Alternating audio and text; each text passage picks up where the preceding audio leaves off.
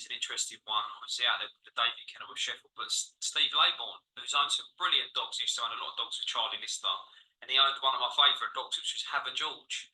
Don't know if you remember Have a George. It was a dog that ran over 4 benches. Charlie. Yeah, it was so consistent. So, you know, Steve would always have a good dog to his name. So interesting. I'm sure, you know, this bitch in 5 who used to go by the name of Amazing Gal is capable of better than the 3059. She trolled at me on Skywalker Pele, and according to the race card, you know, obviously found trouble throughout, so she'd be interesting. But she's a big price at a bullseye. Bullseye. And centre race goes for Bradley Stowe, who's 3 from 3, progressed to take a maiden last time. Obviously has been around pretty good sectional in a race where there isn't too much early, and obviously does have a Droopy's Vivacity on the inside. Yeah, well, if Road Exile doesn't come away racing, the early lead is up for grabs here, and it would have to be centre race that leads, because although, you know, it's significantly up in class, this is a dog that can pace up, lead, knows his way around the track. He's won an A3, an A2, and then a maiden, and 29.56 on the card, and find a little bit more on that on the front, and a big player. Make It Flow certainly has to improve for Frank Gray. He had the first 2 graded winners on the card, and if you were at the track, you get Clarkie's Choice, and one of those was tipped up at 13-2, incidentally. But the Star Sports TRC English Greyhound Derby, round 1, heat 21, soon to be with us. Final word to you, Dave. I hope 6 leads, because we'll know what kind of state the track's in. Even money, Road Exile, 15-8, Droopy's Vivacity. They're all set, they're all ready. Let's go to PL.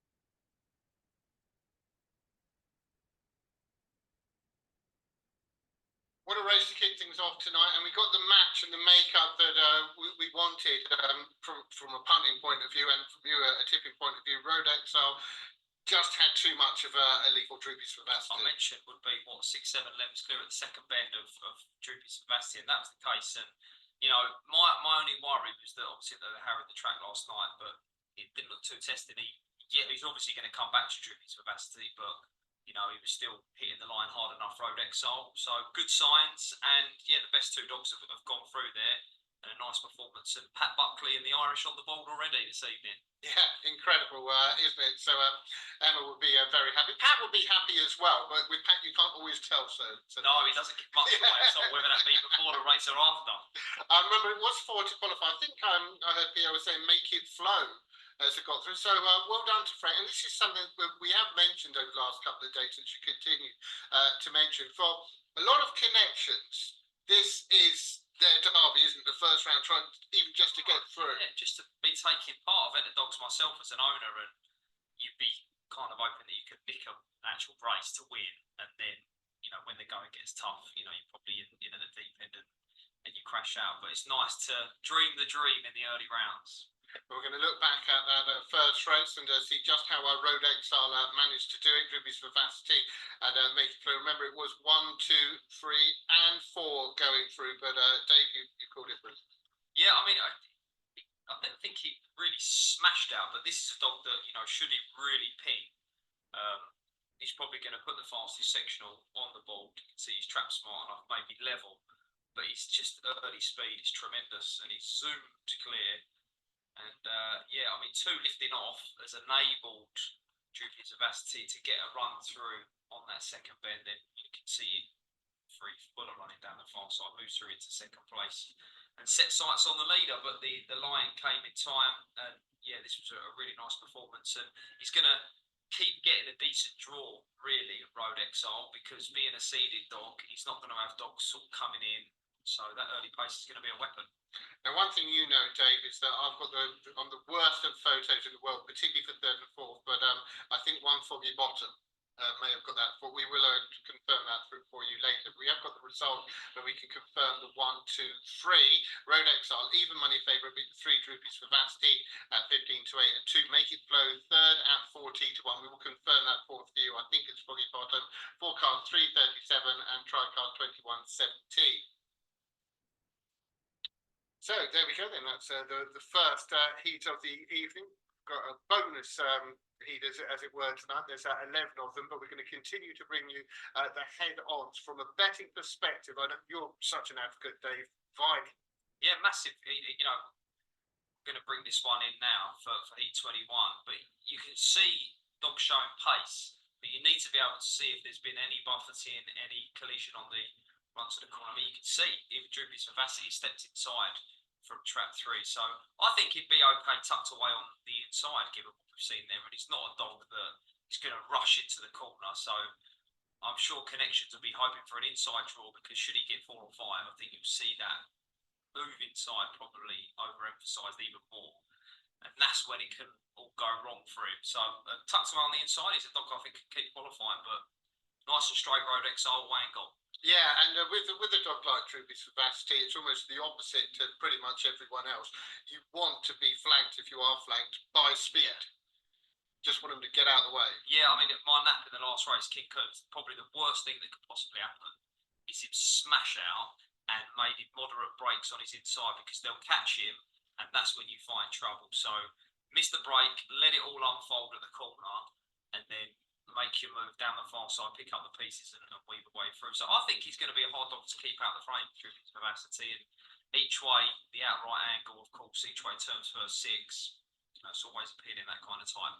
Yeah, absolutely. And just whilst we've got a bit of time before we get on to the second heater of the night, of the first 2 nights, who's impressed? Right, 2 questions. Who's impressed you the most? Yeah. And who surprised you the most? The one that definitely surprised me was last night, Druid's Allgo, who was headed, but I didn't really know how strong the dog would stay, but he showed loads in behind, and I think if he got off the front, I think it'd be really, really hard to beat. So he was probably one that surprised me. Beyond the obvious, I think Swords Rex is a ground that I think is easily forgotten just how sensational it was last year. I mean, he got to the final, his favourite. He hadn't seen another dog. So I think if he keeps getting a middle draw, he'll trap, he'll improve. He's got tremendous early pace. He's going to be really, really hard to beat. I mean, if you put him in trap 3, I don't really care what else is in the race. He's going to be there or thereabouts as favourite. So, you know, that alone, he's probably the forgotten dog, because others are going quicker. But stick him in 3, it'd be a handful. So he's a player again. Yeah, most certainly is. And I'll tell you what, the class of 2023 is holding up pretty well.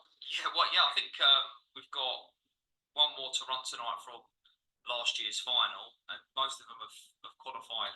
All of them so far. Chase obviously was another one. Gateside Nemo was the winner.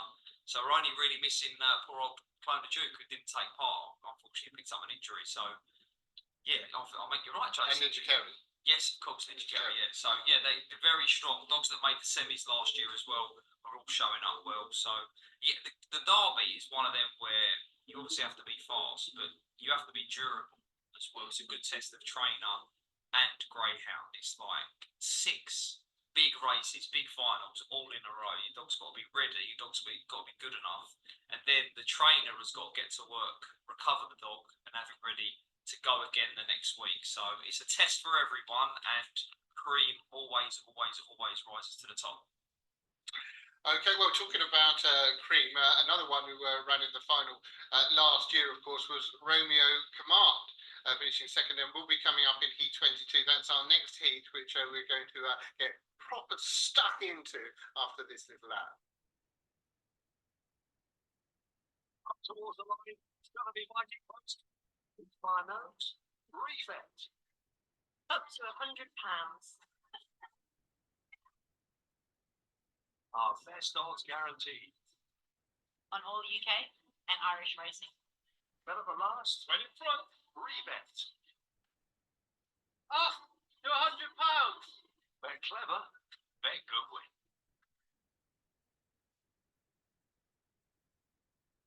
saw me last time, you'll know that James at Cowley Farm is not only producing incredible quality beef for M&S, but also in a way that allows him to trace everything right back to the farm and the animal that it came from. Amazing stuff. How long have you been here? My grandparents came during the war. Family have been here 3 generations. Thanks for the cup of tea, Chief. Absolute pleasure, Tom. Dad has me make them every day. I understand that you're studying agriculture. I'm really interested in how we can take forward the environmental work here. Reclaiming farming is actually being something new and exciting. We don't have lots of machinery that burns diesel. The way Dad manages the grass ensures that we don't have to use many fertilizers. And the M&S beef that we're involved in rearing has one of the smallest carbon footprints in the industry. That's fantastic. I mean, it feels absolutely first rate. There's traceability, there's consistency, it's a top quality product. Bang on. Hang on. A few words. Hi, it's AK here from AK Bets. If you're looking for a bet on this year's Greyhound Derby, various other sports, horse racing, golf, football, our motto here is big prices, big limits. Hi, it's James Price here, Greyhound post compiler for AK Bets. We'll be looking to offer industry-leading prices, anti-post prices, specials for the Greyhound Derby. Customer service is really important to us. That's why our team is packed full of industry knowledge and experience. If you've got any queries about anything related to AK Bets, please get in touch. We'll be glad to help. Welcome back. Now, do remember, we would love to hear from you. You can get in touch with us. A couple of ways you can do that. You can go via X and ISAT TV. So you get the double T at the end there. You get the ISAT and then the other one for TV. And you can email at studio@isat.co.uk. So that's studio@isat.co.uk. Any questions? We're happy for those, Dave. Bring it on. Comments, thoughts, Abuse. proposals? Sorry, well, no proposals. No proposals. Steady on. No.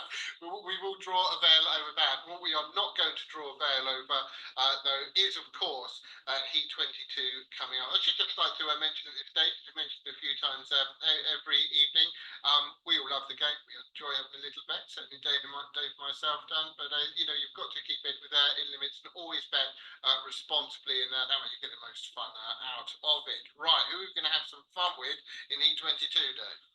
I think this is a lot trickier than the market suggests here. Now, I wasn't fully aware of the whole story until I interviewed Patrick on Thursday that Romeo Command picked up quite a serious injury, actually, after I think it was at the drop, after the Blue Ribbon final.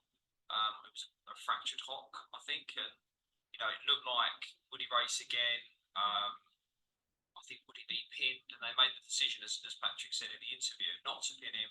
And how the dog's recovered has surprised them all. Now, Patrick and Dave Vermage obviously think the world of this dog. He finished runner-up last year. And he said in the interview that they just ran out of time to get a race into him. Obviously, he's fast. He's very talented. His trials suggest to me that he still retains plenty of ability. I mean, he'd be looking to go a lot quicker than 29.35, but his 15.78 sprint trial is not a dog renowned for his ferocious early. Tells me that he's up to the job. But at 8 to 13, 4 to 7, I think I'd be trying to get him beat, actually, given the price. I mean, if you ask me, who do I think is going to win this race? It's going to be Romeo Command. Where's the value? That's not going to be the same answer. I think Peter's dog in 3 is a fair animal. Ran quite well behind New Paul, who showed up well, finishing second yesterday with a fast start.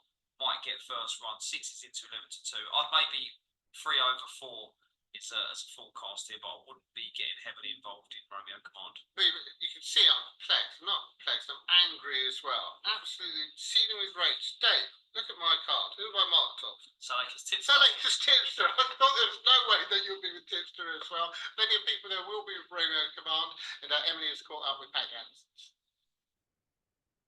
Pleased to say I'm now joined by Patrick Jansen ahead of Heat 22 at the Greyhound Derby. Patrick, in this heat, you've got Romeo Command. I think you touched on it on the show last night, but of course, a couple of months ago, he wasn't going to be in the team, but now he is. Can you sort of explain the situation?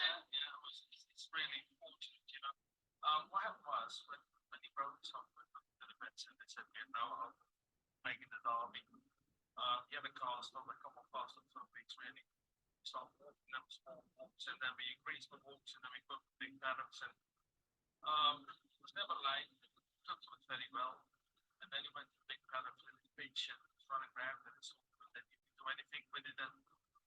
makes the class. Please have a look at it. I think it's got an X-ray and then it's and that was after 9 weeks. So then you left them another 2 weeks and we give them to expensive to 4 months, and that's really it, you know what I mean? So he's gone really fresh in the dark. It runs in the end of January, but yeah, he's all well, he's fit, he's good, so fingers crossed. Like the chance of the peaceful? I don't know. Listen, it's like anything, you know. I would love to give him a raise before to get the edge of him. But if you don't miss his break, you know, he'll get go levels to the corner, should be good. They'll qualify, then it's going to be very good. I would hope so. I would hope so. And then later on at P26, got Barton Fair and Braden Johnson. Yeah, well, it's a very good race and it's very tricky, you know. They himself in front of it's very pacey. 600 yards final. I think Ramstock is very good as well. I think King Sydney Dog, there's a few other sort of dark horses in there, but it's very pacey, very quick, but if he's not up there early, he can come back run some of these dogs, you know what I mean? Because they're very strong as well. But listen, if he gets a run, he's quick enough. Then in the next week, you've got Humphrey, Yeah. one on debut, one really nicely. Might need to step up a little bit on that. Yeah. I think you can do that. Yeah, I think so. You know, really put him in because we fought with ourselves. So next month there's a clubbing competition here, so that way in the meantime, what you do with him, and I didn't really want to take my way from time to something that we give him a go and we give him a go in the dark and see how it goes. Obviously, the last 2 nights have been very good for you. You've had a couple of winners, a few go through, but you say the main 2 are running tonight in Barton Fair and Romeo Command. Yeah, they're sort of the ones who suit this track, you know, they're very strong running dogs. Especially Romeo Command, he's a very clever dog, he knows how to pass dogs. That's the only thing about Barton Fair is the shape of it. He tries to pass on the inside, so he has to learn to do it both ways because he won't always have it his way. But they're very good order, there'll be no excuses. Okay, thanks, Patrick. Thank you. Well, now I am starting to become upset. Last night, I said to Pat Janssen, you've had 2 winners, you've Miracle and Donut have gone through as well, but you've still got, if you like, your big boys to run. And he kind of, I don't know about that. Emily says exactly the same thing. Yeah, you're right. That's out of order. Now, actually, something that Dave reminded me of, Bet Goodwin treble, the enhanced treble. This is the first leg of it. Romeo Command, JT Craig and Clona Curley all to win at 4-1. I don't know if that's still available actually once the betting starts, but they do have these brilliant trebles. I know a lot of you have been getting involved, and do look out for those on I think it's future better rounds. the off time. Oh, brilliant, even better. And it's gone 6-4 on. So You're looking at 4-6, 4-6, 10-11, and that doesn't pay 4-1. I know. So no, absolutely not. Selectors Tipster, your selection has been supported. Jetstream Breeze, great to see Katie O'Flaherty with a runner in the Derby. No joy over here, but one kind of Shelbourne opens in turn, really. Yeah, she had a winner at a big price. It was either last year's Derby or the year before, I remember, Katie. So they know the time of day. Well-bred sort as well for Mick Freshwater, who's a man who has a really, really good calibre of dog to his name. So, yeah, I think this is a more difficult assignment just because of what Romeo Command has had to go through with his injury, you know, his lack of race fitness. But what he does have in his favour is he's very classy, and so is the man at the end of the lead. So Patrick knows the time of day, and I'm sure he'd be expecting his ground to do himself justice. And, you know, he will be a dog that's going to be hard to keep out of the frame. You know he can do it, you know he runs the track, and Patrick wouldn't be running him unless he thought he would do himself justice. So it's going to be hard to beat. It's just the price that puts me off. Talking about classy men at the end of a lead, Steve Anderson, Bramble Elvis here, ex-Pat Buckley, has got a decent trialer in the. But I should mention now, poor old Steve, huge Newcastle fan. They went to Australia and got beat by the Australians 8-0, but draw fair load of that. But he can handle a dog for sure. Yeah, brilliant. And he's always got a nice calibre of dog in the kennel as well. And this is as well, Glengar Elvis. 29.15 on the card, not to be overlooked. Romeo Command is a dog that doesn't want 1, but I'm not sure he wants 4. I think he'll edge inside here. So a good draw for Bramble Elvis, but hopefully a bold showing from Romeo Command. Best of luck to them all. Obviously, we're back down to just 3 qualifying here. Romeo Command, last year's second, the favourite. Let's go to PL.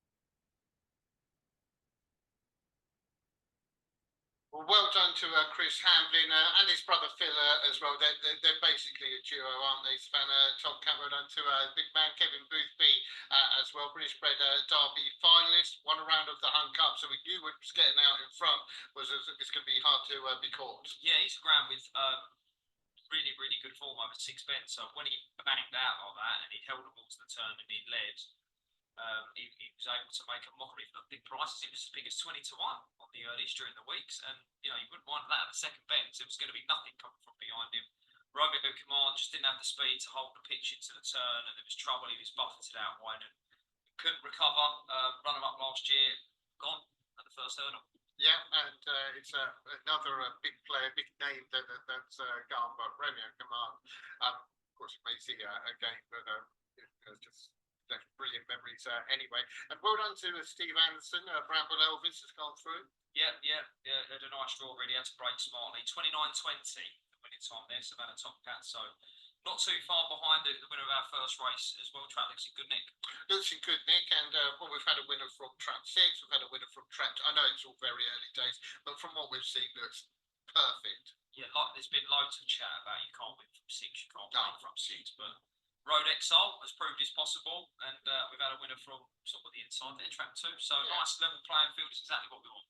That is exactly what we want, and it's part and parcel of the derby. Unfortunately, that you do lose these big names, but that if they all went to form all the time, and in some ways, Dave, you can't have it both ways. You can't say, "Oh, we really rejoice in these unlikely winners, and it's great for the smaller trainers," unless you're getting those upsets. Yeah, no, there's always the dogs that look bomb proof, etc., can get turned over. Look, Queen Johnny, I know Clockline Treaty wasn't a big price, but she was a short price. And when the Greyhound taking such a big chunk out of the market, it's B, something else at a big price tends to win. So yeah, there's always thrills and spills in the derby, without a doubt. And I just want to confirm that Foggy Bottom did finish 4th in the Heat 21, our first heat of the evening, so it does qualify from Heat 21 for qualifying, as it will from Heat 24, incidentally, when we get there. So we've just seen a brilliant performance by Savannah Topcat,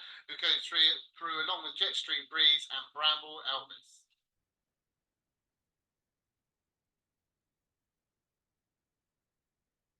And in fact, we look at that after we've seen the results. So here we go. Track 2, Savannah Topcat, 8-1. Jet Street Breeze at 7-1. Third, track 5, Bramble Elvis at 9-1. Forecast 57.85. Tricast 271.14. Right, we had a technical glitch earlier where I didn't listen to somebody give me quite plain instructions in my ear, but now I will listen and we will go to the replay. C2 broke smartly. Not the tightest towards the inside there. Savannah Topcat just maybe moved a middle of a touch there. Poor old Romeo Command out the back, buffeted out and barged out the way with trouble, tackled up with 3 Salakers tipped through. Really needs to be off the front himself here as well. But they ratted that all up, they turned for home, and the same all up when they hit the line.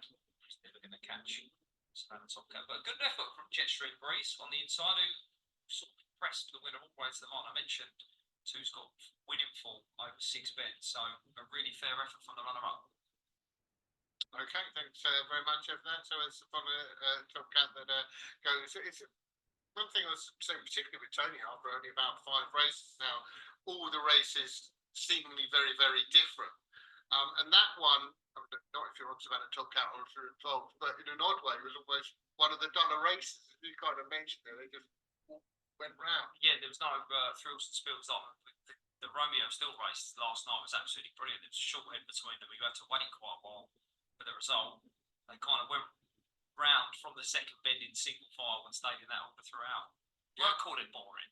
Just Not uneventful. boring. Uneventful. Different. Yeah. They're different, you know. It's like those films that win the Oscar. You know, they don't have the most happening in them, do they? But there we go. So Savannah Topcat has gone through there. As I say, do keep in touch with us. Do go to the emails and tweets. We'd love to hear from you. We've got one in actually from Excellent. Kim Sanzone from Star Sports, who says, thoroughly enjoyed the show. Can I ask you to remind viewers that the draw second round will take place on Sunday at 12:30 live on the Star Sports website. Many thanks. Looking forward to the remaining heats. I spoke to Kim yesterday. She wasn't actually at the track, Lovely lady. but she is. She's adorable. But she was saying that she's pleased that obviously there's going to be only half as many in the draw because well, you were there as well. Yeah. You know it does go on for quite a while. Yeah, it goes on a while. 192 across. Duncan Gibson was there for the GBG bidding. I think quite rightly made the decision that we go 31 heats and have as many 6-dog races as possible rather than 32 and what would have been 8 vacant traps. So that's what we'll be hoping for, that we get 16 heats, there'll be 8 on Friday, 8 on Saturday, and everyone makes it through safe and sound, and we go again. I'm just hearing that a few people at home are experiencing some technical difficulties. We do apologise for that, and we are working on them. And hopefully it's not going to encumber the enjoyment of the action too much. But we are aware of this situation. I know a few have been in touch with you. Thank you for doing that. And we're trying to rectify those. Right, now we're up to a Heat 23, Dave. Well, there was actually quite an amusing error here, wasn't there? Because Trinity Junior on it has been trained by Paul Hennessy. Yeah, he doesn't need any more staff, Yeah. does he? His kennel's been flying already, but Trinity Junior have won the Champion Stakes. When drawn on the inside, I'm not sure he is a trap one bang tight railer dog, but he's brave and he rushes into the turn and barges his way through, which he did in that final. I think he's probably got the legs of Coppice Trophy. Good, really, really good bitch in 3 for Brendan Matthews, who obviously has kept really, really good company over in Ireland. Lightly raced bitch as well, and I know they think a hell of a lot of her. So she's trial 29.25. She's going to be my pick as well because I think she might just have the legs of the inside. But Droopy's Priority did 29.54 and is capable of better. It's ground in here. I think it's going to be a big price. I was thinking forecast and tricasts. That's Kim Billingham's BT Sparkle. I think it's quite a chasey sort. And could go well at a big price. And then you've got the North Puppy Derby finalist, Droopy's Display, and we spoke last time of Coolio Gold winning, etc. What a team that Maxine Locke has put in this year. She's got a really, really talented team. So 4 wins from 7 starts, and I think he's a youngster that will be better suited to the 500 at Toaster than the likes of Marmore and Newcastle, which has been racing at. If there was a prize for favourite race you've not had a financial interest, or certainly a winning financial interest, I think it would be so far Coolio Gold. Yes, Just yeah. something a bit, Do you know what? I was very surprised that he went to the bend with King Capaldi. Because I know that King Capaldi went inside the track record over 2 bends at Central Park, and he's got enormous early pace. And they kind of broke together, and I thought, well, King Capaldi's just going to kind of chop his nose off at the turn and get across him. But Coolio Gold held his ground and was talking to people at the track as well that he's quite lightly raced. You know, the owners have obviously had a number of issues along the way with him because he's so lightly raced for his age. But when he burst onto the scene, he was a ground who went so close to winning the Monmouth Puppy Derby. Remember, he was in with Lynx Maverick and Brady's Bullet, who came through between them to score. And he showed up well in the Puppy Derby as well 2 years ago. So he can run, and if Maxim can keep him sound, he'd be a popular dog to follow because he's had his problems, as you say. It was a joy to see him doing his thing. Most certainly was. Now we've got the betting. Rushy Meadows is at 5-4, 2-1 Trinity Junior, just drifting out that little bit there. It's 5-1 Droopy's Display on the outside, and 7-1 Droopy's Priority, 8-1 Coppice Trophy, and 20-1 BT's Sparkle. So Rushy Meadows is your 5-4 favourite, and that's a pretty good link into going to Emily. Welcome back to Toaster. Pleased to say I'm joined by Damien Matthews ahead of Heat 23 of the Derby. In this heat, you've got Rushy Meadow, a really, really nice bitch, well drawn tonight. Yes, she had a look around the trial last week. We were pleased, 29-20 first time around. She'd want to step up on it tonight, but I'm happy with the draw. As I see it, she has to clear Trinity Junior, and that's not going to be the easiest thing to do. You know, he's a seasoned campaigner sitting in top 1. At best, I imagine she should be able to run well. We'd be glad if she qualified. Last race in Ireland, 28-16 around Limerick, so she's in good form. Oh no, she's in good form. It's just a transition from Ireland to England, one trial only, so it would be a concern if I got them over a round or two. I'd be more confident going forward. So with the first round, it's all about qualifying. And from her point of view, she's well capable of winning. It's just getting reused to the traps, the different surroundings, different track. But if she was to come away, she'd be hard. I know Ian Fortune put her up as well for the best bitch market. Would you agree with that? Well, Ian says a lot of things, and a lot of things aren't right with Ian. But on this occasion, she's well capable of running extremely well. Herself and singing along Sally, I think, were was a short head in the Puppy Oaks last year in Shelburne. You know, it's a long time ago, but she's well capable of running, and I would like to think she'd do herself proud of her.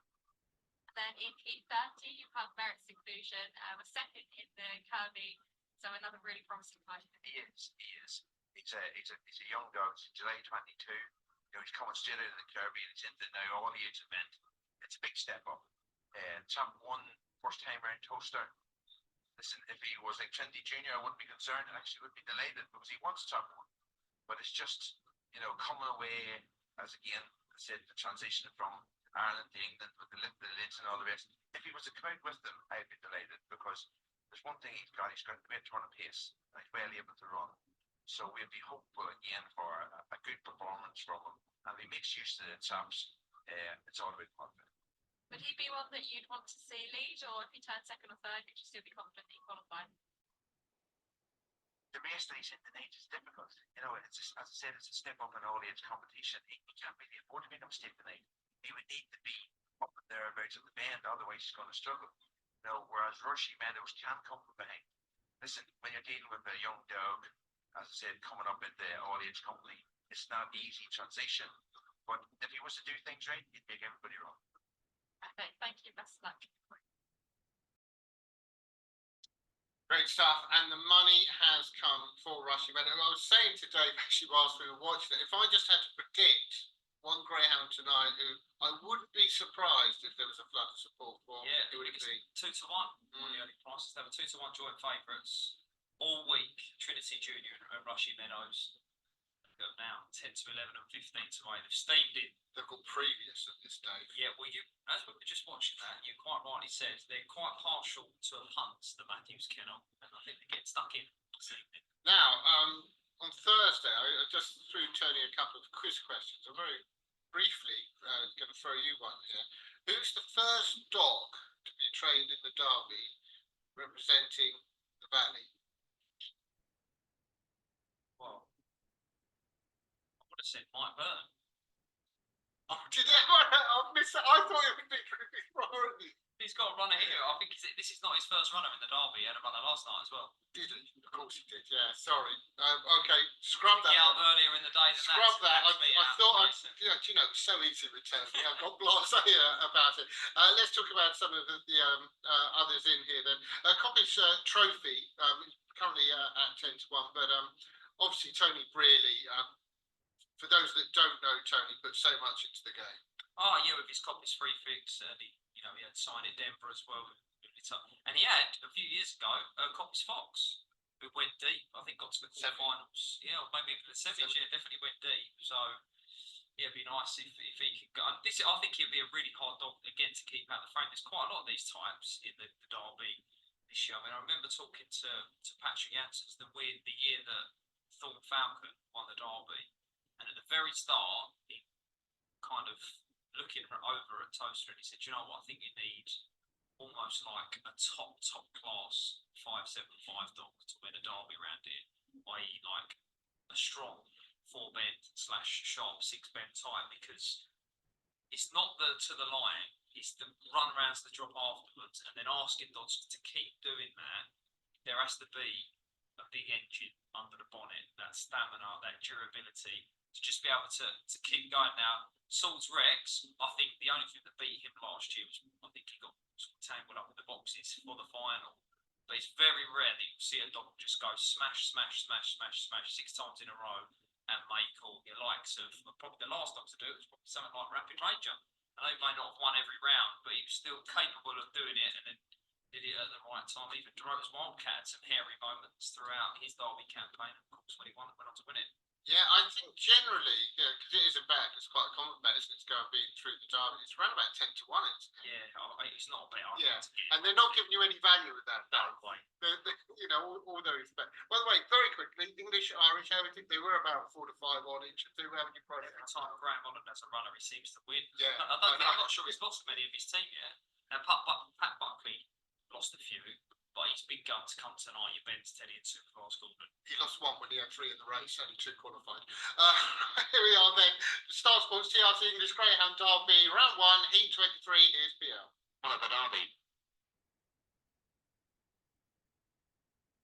Now they're off and racing away. Rushing Meadows, as expected, will lead the way from Trinity Junior.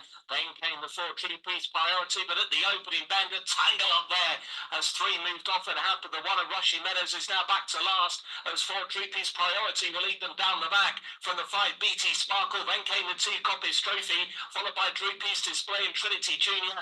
And last of all, Rushing Meadows, the bend for home, 4 Tree-Piece Priority and 5 BT Sparkle over the top. They're going to hit the line. It's close between them, I reckon. Tree-Piece Priority over BT Sparkle in a real upset, with Coppice Trophy the 2 back in 3rd.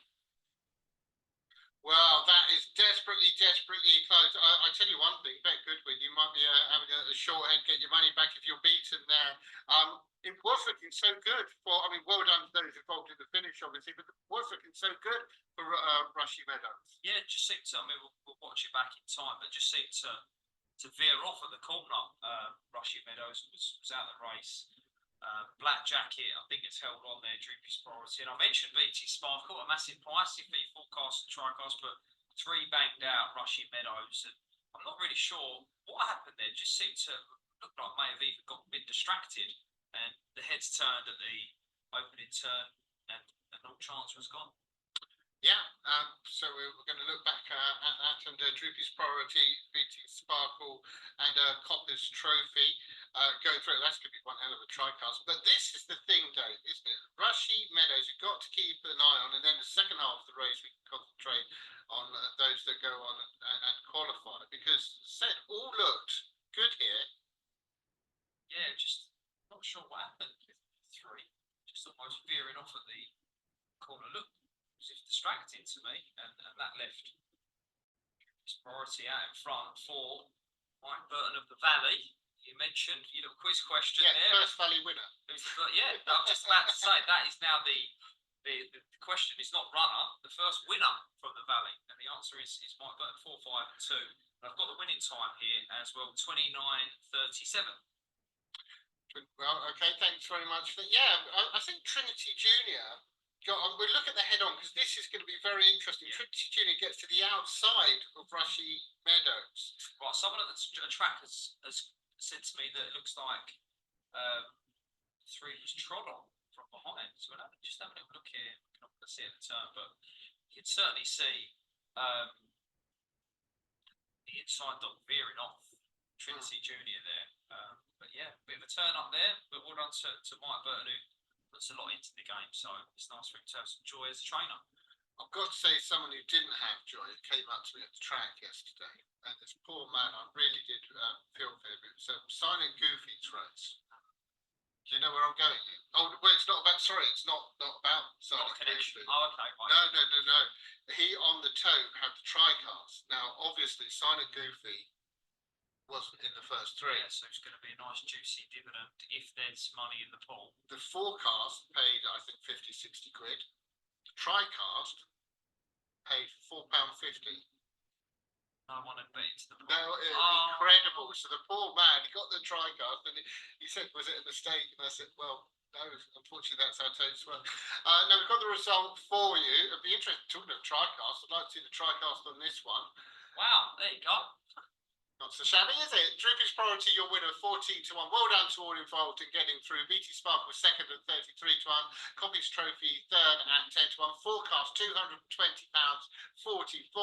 And if you've got the tricast, go and buy yourself a new hat. £1,007.34. And the winning time there, 29:37. Well, then that's what it's all about. But yeah, for those that don't, I'm sure everyone does know, but that is the peril of the tote. And I did say to him, really, if you're going to play the tote, you want it to be absolutely buzzing and Yeah, it's Lots of football. my local trap Romford on a Saturday night. I think would be a really good time to play. Obviously, it's all graded action, but you do get the casual punter just sticking there, pound reverse forecast, pound win, either try cast, all this kind of thing.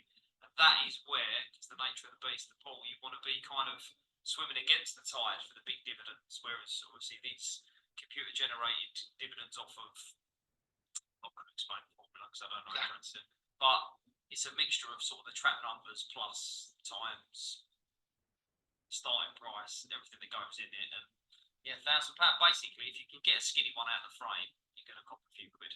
yeah, and some people almost just play the numbers. They really do just play the numbers, and it's a time and time again they'll go against it and they'll play those three and then they'll come through. Forecast doubles and trebles and all that. That's a way to riches for sure. Yeah, that is the way to riches. That is for sure. So, with Heat 24 is going to be our next action. I can see that 4 are going to go through from that, and there's only 5 runners, so one's going to unfortunately miss out. But prior to that, we've got this.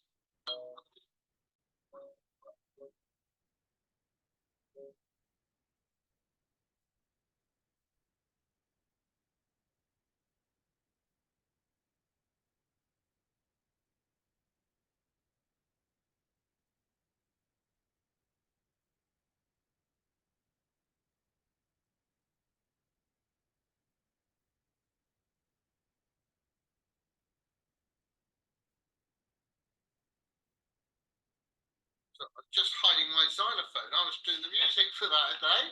Do you know that?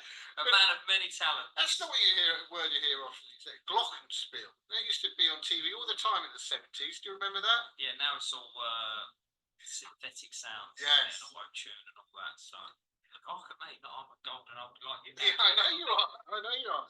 Now, I ran in. We're going to move on to Heat 24. As I say, 4 to go through here. I ran into Paul Woodburn, who's the owner of Rioja Joey. He's a top man as well. You know what I'm going to say first of all, though, don't you? You probably heard him coming before you saw him. I know. He's got where I live in Bognor. He's got a house there. Oh, right. Okay, yeah. But yeah, we won't talk about last year, Dave. With your Rocky Young Joe. I backed him tonight. He was my main bet, and he post last year, Ripper Joe. Well, Paul didn't know, but Ace King. I know you had James on the show last night, James Price, who loves the sectional market. Yeah. And you should have seen Paul's face when I told him Rioja Joey was 33 to 1 in that market. He's a dog that, when he traps, he's brilliant. But more often than not, when he missed the break beat. Going into last year's derby, he just looked like that sort of dog. I mean, he was a big price. He was sort of 40 to 1. That off a level break, you'd fancy him to match anything to the bend. That's how good his early was. And he marched all the way to that Still City Cup final and then picked up the injury. We've not seen him since, and I wondered whether or not we would see him race again at all, really. I think the word from the kennel was that this dog is only going to run if in a trial it shows us that he's still got it. Now, I think doing 28.98 in the trial suggests he's still got it. It does, and Paul won't mind me saying, it's a really nice guy, but he doesn't mind telling people his bets, prices, and he told me last night. Guess what he's on Joey on this year?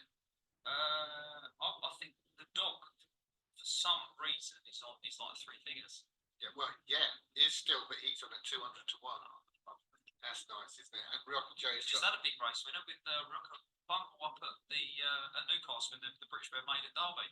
I heard about it at great length yesterday. So I could replay the race for you. Yeah, he's a top man though. He really, he most certainly is. But Rioja Joey probably won't be the favourite. I imagine De Bold Falcon will be the favourite. Yeah, this is a really, really interesting dog here in Trap 2. Now, when the anti-post market just started to take shape, probably about 6 months ago maybe, this was the dog that was favourite. Before King Memphis had come onto the scene and was doing what he was doing, this ground here, the Bold Falcon, just purely on a couple of qualification trials, a run or two, and then things have begin to sort of go a little bit wrong for him. I think he's been chopped and changed around in kennels a little bit.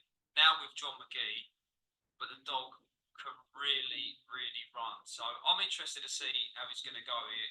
gets a little bit of racing from him beyond. We might see him take flight out the second turn. I think it's an interesting runner for sure.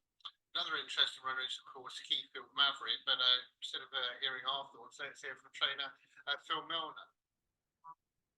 Welcome back. Pleased to say I'm joined by Phil Milner, who has 2 runners on the card tonight. Of course, 2 homebreds as well, which is pretty special in itself. Yeah. It's what was it, to be honest? Nervous as well, but they're babies, 2 little brothers, to be good enough to take the chances. Fingers crossed they'll go well. Starting off with Keithfield Maverick, from the start of his career, he's looked so promising, but picked up a little injury and one more so. Glad to have him back in time for the derby. Yeah, it was unfortunate really. We cracked a fibula, just a small one, and then we had a few complications trying to get him back. I rushed it a little bit towards the end just for fitness. We're a little bit short going in, but his trial was good enough. It blew up towards the end and he bounced in himself and well, so he'll come on for the run and hopefully he can sneak through. He's in track 3, but he's only got the 1 dog inside, and it's in a heat where 4 qualified, so you're happy with the draw. Oh, to be honest, yeah. I mean, it's a hot heat, don't get me wrong. There's plenty of pace in it, but he's always come out of the 3 whenever he has come straight, so if we're happy with that, like I say, there's 1 in front. Can't tell you how happy I was when it was 4 qualifiers. Heat 27, you've got little brother Keithfield Goose. He's had a bit more racing recently. Won a trial second, run well in that, beating Playpoint Short. Yeah, I mean, he loves racing, he loves these curve boxes here. He's always trapped when he's a dogcaster out of the curve boxes as well. He ran really, really well. He ran a touch heavy and blew up a bit, so I think there's a little bit more in him, but that sectional that he did, and that was the 4th fastest of the trial stakes. And it's just fun of the goofy brother. Just needs to calm down. But his running style is going to pace and get in front. Oh, 100%. Hopefully he'll stay up that rail, lead up, and then it's catch me if he can, really. You happy with the draw 1? Is 1 where he wants to be? Yeah, he's come out of 1, 2 or 3, to be honest. He tends to stay straight. Early on in his career, he was moving up a little bit, but I think he'll be fine. Just hope he comes out when he can. Thanks, Phil. Best of luck. Thank you. A nice chat, Phil. I mean, I've actually never interviewed it, but you obviously did on Thursday.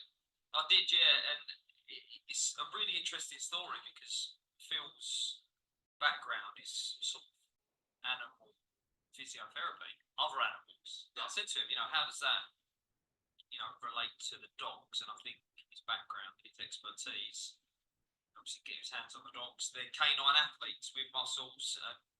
They need, as I mentioned, the physio, the recovery, and maintaining. So, yeah, he's done really, really well. And, he's not just become a trainer. Phil is breeding them as well. This is his prefix. Keely's his partner. And Phil, Keithfield Maverick, or Keithfield Goose, a little bit later on, as he mentioned, who's really taken to the curve front boxes now. Not many tracks have the curve front now anymore. Phil mentioned that Doncaster have them. There aren't any in Ireland, so the Irish dogs come over. You never really know how they're going to take to them, but some do, some don't. But it's definitely something to factor in. Yeah, it really is. Now, something else you should factor in, of course, is the betting. De Bold Falcon is the favourite, 30-8. Rocket J 2-1 being supported. I think we're now gone to 9-4. I was going to say, I think I saw 11-4 earlier in the day. 100-30 Glengar Martha, which chat about it just a sec. Eric Conway is at 5-1. Keithfield Maverick, big prize at 9-1. Glengar Martha, Pat Buckley, Easter Cup finalist, third in last year's Oaks, described by Emma as a cracking little lady. Yeah, it's funny because I interviewed Emma after their trial session, and she was the bitch. Greyhoud Martha, she was the one that Emma flagged up. She said, just on the eye, forget the times, she really travelled well down the far side, and she caught my eye. I mean, you look down at her form, she's been in with the likes of Ryan Treaty, Conan June, running ever so well during the Easter Cup, the Shelbourne Park, getting to the final. So she's been there, done it. She's proven in top class company. Aero Convey in track 4 was an interesting runner for Stuart Forbes Dygan. His company, the PCS Legal Syndicate, if you need a mortgage done in Essex, like they could be. I'm not on a commission, but they done mine. I'll give an endorsement. Well, it doesn't have to just be Essex, does it? No, it doesn't. No. They've got office in London as well. But Stuart, as you know, Jason, is a top bloke, and you'd like to even have the amount of money that he's put into ground racing, because it must be a fortune. So massive support. Who was the unlucky in the old days when you used to have the 3 runs in a week? Nemesis. Aero Nemesis. And then one Derby final night, right? Yeah, I think Mark Wallace would probably go on record to say one of the fastest dogs he's ever trained, and certainly one of the fastest, not to have won a Derby, of course. So yeah, he had massive early pace. He was a proper Wimbledon dog, fly to the corner, cut the bend, and away you go. And yeah, if it was this format now, it'd be a real handful. Oh, really would be. But before we get back to this race, intriguingly, Rab was saying prior to the Derby, he said he thinks like the likes of King Memphis would thrive under that old system. Yeah. I mean, it's gone now; it's not coming back, so we won't spend too much time. But sorry, Aero Combo. Yeah, I mean, look at that most recent line of forget the trial. I'm not really interested in any trial times on the 16th of May, because the track was all over the place. It was graded -80 for his trial, which gave him a calculated time of 29:40. But to beat Gaytime Nemo, a short head, and Aero Conway has got enough speed to be competing in finals for Golden Sprint at Romford. So this is not a dog that's going to be lacking into the corner, and I think he's well suited to the 500 metres. So not to be overlooked at all. This is a really, really tough race. I think you could probably make a case, and a strong case, for all 5 dogs. And I mentioned to you when Phil Milner was being interviewed there that this is going to be Heartbreak Hotel for whoever get knocked out, because it's already a 5-runner race with the withdrawal of Ballymac Sargi, and of course this is a heat in which 4 go through. So only one Greyhound is coming off of that track, not going to be here next week. Yeah, it could be an awkward walk back to the kennels, couldn't it? You would long walk back, yeah. I mean, you wouldn't want to catch their eye of the person who's gone out for sure. But looking at the market, the Bold Falcon has drifted out to 15 to 8. I don't think that's anything to do with the Bold Falcon. I think that's to do with strength for Rioja Joey. And saying that, Glengar Martha, close come for her. yeah, Glengar Martha being supported for Pat Buckley as well. So they are getting involved. There's through to a lot, the Buckley money. So when that's down, but remind us where you're going, Dave. I'm going to go with the Bold Falcon. I'm not sure I'd be with him if he didn't have the vacant box inside, but I spinning through some of his form a little bit earlier on. It's not a lot on his card, but he made his debut at Tralee in February, 28-13. But last year, November, he did some incredible 28-23. That was when 6 months. Yeah, I was probably about right. He did 28-23, qualified in at Tralee, which is absolutely rapid. And that was, what propelled him into this is the new superstar in Ireland. And he's only had sort of 4 or 5 races since, but interesting to see what he's made of here, because he's going to get daylight. He's got a vacant box inside him. And of course, they had Hawkfield Blue yesterday. So, It's very impressive off the front. Very impressive. We know the kennels in very, very good form indeed. So 7 to 4 Rioja Joey now has gone just for, it's still not certain though, because the Bold Falcon at 15 to 8. As we've mentioned on a few occasions, 4 to go through. And incidentally, this is the last of the heats where 4 go through. So after this, we're back down to 3. Right, David to Bold Falcon. Let's get the call. First 4 qualify in heat 24 at the first round. They're off and racing. Glengar Martha very quickly away. She's going to show to the opening band over the 3 Q-Field Maverick and the 5 Rioja Joey. 4 trying to make some ground toward the outside Aero Convy. 2 at the back to Bold Falcon. They'll have to go some to get to the 6 Glengar Martha. She's cleared by a good 4 lengths at the penultimate. 4 Aero Convy trying to edge closer, but still plenty on. 5 back in 3rd Rioja Joey on the run toward the finish. It's all about Glengar Martha. She's going to make all. Glengar Martha the winner. From 4 Aero Convy home in 2nd, the 5 Rioja Joey was back in 3rd, and of course 4 qualify from this, and it's going to be a photo for 4th. It is going to be a photo for 4th. I think that might be Q-Field Maverick, who's finished in 4th. We're obviously waiting to confirm that. What we can confirm straight away, though, is that Glengar Martha has some serious boot. That was very impressive. There was some murmurs. I didn't say it, but I was thinking it, that maybe, Pat Buckley's just struggled with his first couple of runners in this derby. They're cooking on gas now. Road Exile, Glengar Martha. I mean, she just rocketed from the boxes. Anyone who tells you you can't break from six of toast, show them that, because that was very, very impressive. And I'm glad that Joey managed to qualify there, because just going into the bend, obviously it's not led. It looked like it was going to be a little bit hairy for him, but he's managed to qualify, and it was a thriller, not for the winner, but it was a thriller for fourth there, wasn't it, with 3 and 2? Well, it really was very, very exciting. So we'll obviously look back at it. I was pretty sure that Keeper Maverick did hold on to the Volt Falcon, but the Volt Falcon actually had quite a lot. I was watching that. They had a lot of ground to make up around the final. Yeah, just got going a little bit too late, Falcon, but Glengar Martha was absolutely brilliant there. She did 29.60 in her qualification trial. I'd say she's found a fair bit of time on top of that, Jason. Yeah, and all of a sudden, well, I asked you earlier on about those prizes, the English and the Irish. I think almost every race, it seems like Irish domination now. Yeah, but there's still some big guns to come from both sides, of course. But Glengar Martha has really got to the front and done it. But sometimes can be a little bit hit and miss in Ireland. I mean, it's all relative, obviously, but you know, you don't want to cram a performance like that. And it just shows as well that the bitches market. Okay, I know, unfortunately, we've lost her Journey, who would have been favourite for that. There would have been some fancy prices knocking around. Yeah, every year that market has always been sort of 3 or 4 bitches versus the rest. Like there'd be a quality handful, and then not much in behind. I think obviously Queen Jane rightly hit the market. She was contesting favouritism for the whole thing, but there were probably 4, 5, 6, 7, maybe even 8 bitches in behind that were all capable, and the likes of Glengar Martha and Crafty Shavu, they've come out and done the business. Yeah, and Shavu was actually second favourite, so I'm not top of my head, but Glengar Martha would be quite handsome. Right, let's look back then at the replay then. Remember, 4 to go through, we'll sort that out. But first, we must revel in this brilliant performance by Glengar Martha.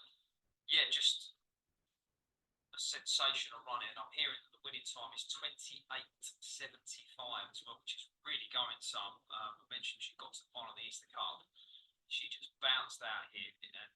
She's going to have her box every race because there just simply isn't enough wide seats until we maybe get to the quarterfinals and see how many are left standing given the equal distribution. And if she continues to bomb out the boxes like that, 28.75, I don't care what she's in with, she'll at least keep qualifying or be going on to score. Good effort from Aero Convey, I think, who kind of from the second bend onwards kept the distance the same.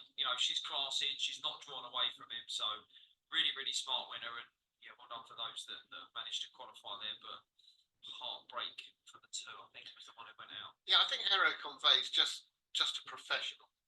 Yeah. You're not. If I had to, now this is after time, but if I had to pick one who wouldn't be finishing last in the race, it would have been Aero Convey. Now we can have a look at the all-important head-on, and when one, it's good actually when something scoots off like Glengar Martha, they do get to go where they want, though. Yeah, they do. Would it be interesting to see them? 1 was obviously vacant, and 2 was very, very slow to go. So let's look at 3, 4, 5, and 6 who have all qualified in. Yeah, 4 a little bit short racing up there. So something up from Aero Convey to be almost squeezed out early on.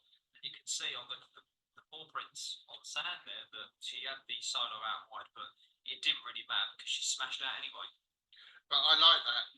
If you're on Glengar Martha and you're going to get, as you mentioned, you're going to get your box and the first steps to the right. Yeah. Perfect. Absolutely perfect.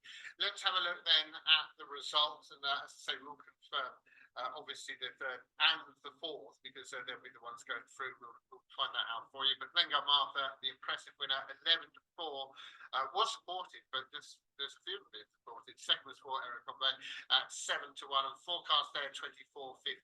I can confirm it was 6, 4, 5, and 3. So Ryoka Joey and also Keithfield Maverick do go through. So unfortunate for DeBold and Falcon. There we go, and that was Heat 24. Okay, quality race. It does go quick. Cooking on gas now. It's the 1 meeting, but it's still flying. Right, there's what's going to come next. Heat 25, obviously Star Sports TRC English Greyhound Derby this year. And I tell you what, before we get to that, Let's have this. Beaten by nose, 3 bet. Up to £100.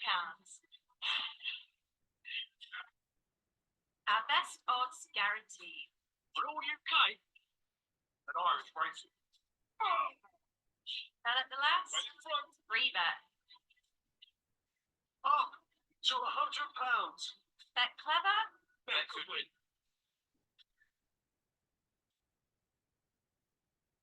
Vauxhall's new electric vans are powering Britain.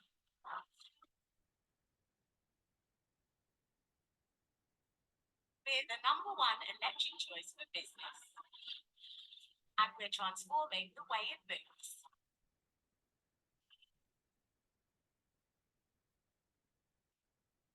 Vauxhall's best-selling electric van range. Energizing a better Britain.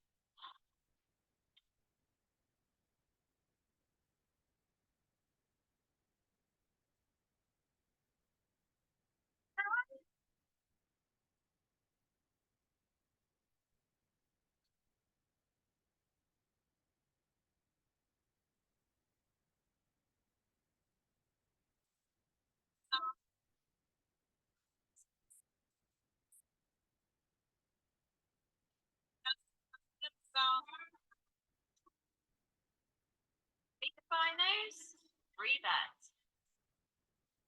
Up to £100. Bet clever, Bet could win.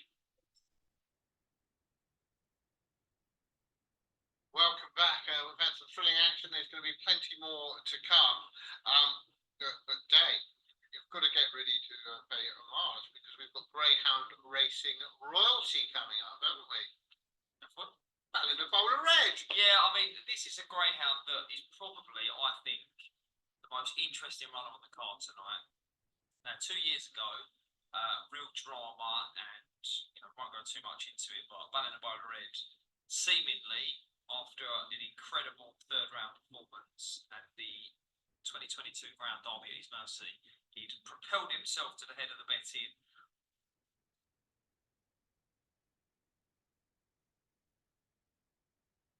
And he'd absolutely torn apart a decent field. I think it was a decent field. He just trapped and he just run away from them. He turned up in the quarterfinals, and I think there was plenty of discussion about the going. The track was slow, and of course there was the story of Ballon of Bowler Red. He sort of hit the front, he tied late, was knocked out, and then Pat Buckley sort of throwing sand around afterwards. They didn't turn up last year, but they're back. And they're back with a bang. The team have already been among the winners, and here he is. He's not raced since being picked up by Scaglietti on the 2nd of September. Now, a lot of chat about that he picked up a slight injury late on there. I mean, anyone that was watching that race in September, whether it be on TV or at the track, probably looked on in disbelief when the dog was picked up off the front. He's very, very strong. The 575 at Shelbourne Park certainly would have been within him. And we've not seen him since. A sprint trial on the 8th of May at Limerick, and then obviously the Buckley team had that trial session. I mentioned that Glengar Marford, really caught the eye, and she moved well on the 15th. Now there was only 2 greyhounds out of the 13 that the Buckleys brought over that didn't trial. One of them was a greyhound called Antigua Falky, who was formerly known as Optic Chico, who by all accounts didn't travel over very well. So they just made the decision not to trial him because it had taken a lot out of him. And the other one was Ballon of Bowler Red. Now, when I asked Emma, how comes Ballon of Bowler Red didn't trial? Pagely and cutely, she told me, we didn't need to trial because it's been around before. I said, there was 2 years ago. I'm sure, you maybe would have put a trial into him. So I'm not sure whether, perhaps there isn't an issue that they're working on and they just didn't want to risk it with a trial, or maybe they're going for a touch in the first round. I don't know. I actually favoured the latter because I thought maybe just get it ready. We're not sure what this dog's got left, but let's have some fireworks in the first round. Maybe cover the exits. I don't know. It's quite expensive to bring a team over. If he's the one, then and Glengar Martha isn't, after what we've just seen, then that's quite a worrying sign because they're bringing the heat this year, Team Buckley. He's so interesting. We've got the Irish Laurels runner the Irish Laurels winner, High Trend in two, who took a massive step forward. He turned up in a trial stake, which Graham Holland so often does. You bring them over, chuck them into a trial stake rather than a trial, and the dog showed to the corner, then just got lost and showed very little thereafter. But he found a chunk of time, 29.07 last time, and he's going to be a big player. He's probably going to be favourite, but I'm very keen to see how 6 goes. Yeah, I think we all are with the Balance Bowler Ed and Emma in particular, but obviously Pat and everyone else. In fact, they hold Balance Bowler Ed in such high esteem. I don't think they thought there was a question that he wouldn't do himself justice. He just wouldn't be. Yeah, I think so. That's it. Yeah. Yeah, High Trend, though, as you say, probably will be the favourite. That's where, if you can, when you get to look back at the races, that victory over Swift Iconics. Swift Iconics are very, very good greyhound, a competition winner, but almost made it a bit ordinary on that one occasion. Yeah. How good was but this is a tough race anyway. We've got Drive on Lad, quarter finalist last year, obviously won the Maiden Derby here. 2 years ago, yeah, not that they've had over 6 beds. I don't think he really stayed up and get it go over to 6:30 and 1 more. Very, very strong over the trip. He knows his way around Toaster. I think he's probably one of these dogs that break best and take the truest line out of 3, but he'll be all right in track 1. But there's no way he's going to live with High Trend to the corner. Stay Large, another one for Steve Laybourne. You've got Eze in 4 as a pound male finalist, and you know, this is a dog that I think can match most if trapping, but very, very rarely he does trap. And then you've got Beeman Outlaw, who is a local who takes a huge step up in class, but can't stop winning. Yeah. Stay Large was interesting because he went off odds on in a heat of the Northern Puppy Derby where everyone's backing everything, seemingly. So to go on favourite, I think that's good on itself. Now, Emily's been very, very busy indeed. Instantly, just before we go to Emily, 13 to 8 on High Trend, Ballanvola Ed 9 to 4, and she's caught up with one of the cordons. I don't know if it's senior or minor. We'll find out. Welcome back. Pleased to say I'm joined by James Gordon, kennel hand for Pat Buckley. A few very interesting runners tonight. We're going to start with Ballanvola Ed. Of course, he ran in the Derby 2 years ago. Missed out on it last year, but was flying in Ireland. What Ballanvola Ed are we going to see this year? I guess we'll only find out tonight, really. But we'll put the trials in Ireland, and he's been going as well as he ever was before. So we're hopeful that the return of what he was is we'll see tonight. That he faced a serious injury. Can you sort of explain that? Yeah, he did his Bacillus, but look, he's been off the track since September, and I think he's back. He's been trialing back well, so that they don't often come back from him. But we've tried and we're hopeful. And in the Derby 2 years ago, he was breaking 29 seconds, which back then was absolutely flying. What do you think he could be capable of this year? I don't know. The times are a bit all over the place here. Look, you kind of have to be breaking 29 here to have a chance at the Derby now. So qualifying will be all we're hoping tonight anyway. And then later on in the card, you've got Ben's Teddy. I think before the first round was second favourite for the Derby. How do you like him? Yeah, he's a good strong running Derby. Hopefully he can qualify wherever he is. He's finalist in the Irish Derby, so he's got the form, he's got the pedigree, and he's one of our main chances anyway. Yeah, his running style will be maybe not so much loads of early pace, but running on. No, he's drawn into hoping the one most inclusion. He's a nice bit of early pace. Maybe he'll go in front of him and Ben said he can sit behind and then came off halfway. And then in the last heat of the first round, you've got Super Fast Gordon, obviously a very, very hot heat. Do you fancy your chances of qualifying? Yeah, I do actually. I do. You love him at home. He's a great dog. Leeds Maverick is in 3. He's probably the main danger. Ramblin' Air's got a good one. Jimmy Phoenix is a pup though. It'd be hard for him, but he'll do well to qualify. Play to him if he does. But look, Gordon needs to lead. He's not going to be doing it from behind, but he definitely has the early to lead anyway. I think he's got the early to go with Links Maverick, and would he need to do that to qualify? He'll have to, but he does have it yet. Yeah, so we'll see. Hopefully. Thanks, James. That's got to be the youngest interviewee combo, hasn't it? Yeah, definitely. Emily's doing a great job. Nathan obviously very much part of the Buckley camp now. And this is so interesting, Jason. Just very interesting to see what Ballon has got left. You know, I mean, I think if he'd just been trialing and doing big clocks, it's great to see him back. The fact that he's not actually had a race in September and he's only had the sprint trial, the team behind him is why he's 5-2 and probably not 11-2, because if they can get him ready, as you say, to do himself justice, he probably will.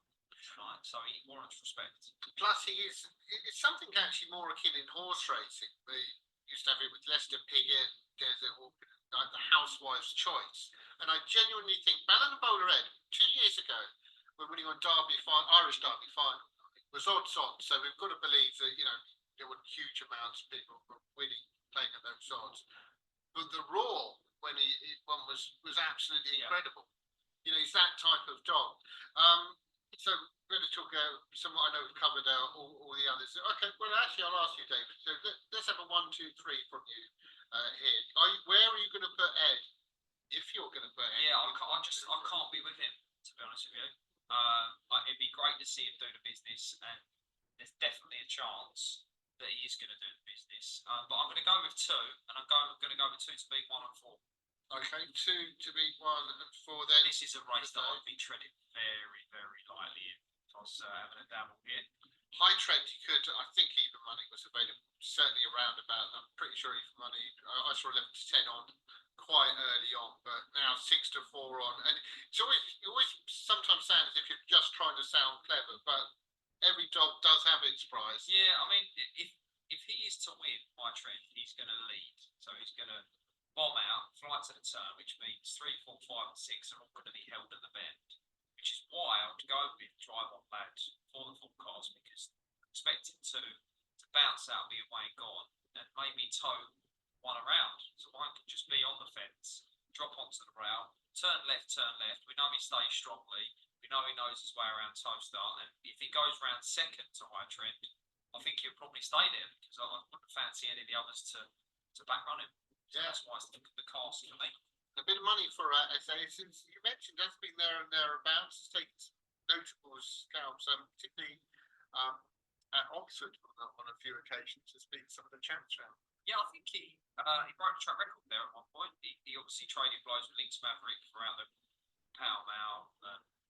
You know, has been with all of the top dogs there. You know, like the Longfellows and all that kind of deal. Who's Matt Dartnell's? He beat Matt Dartnell's one that won the Birmingham Cup. You already. You have to come back. Right, the next one.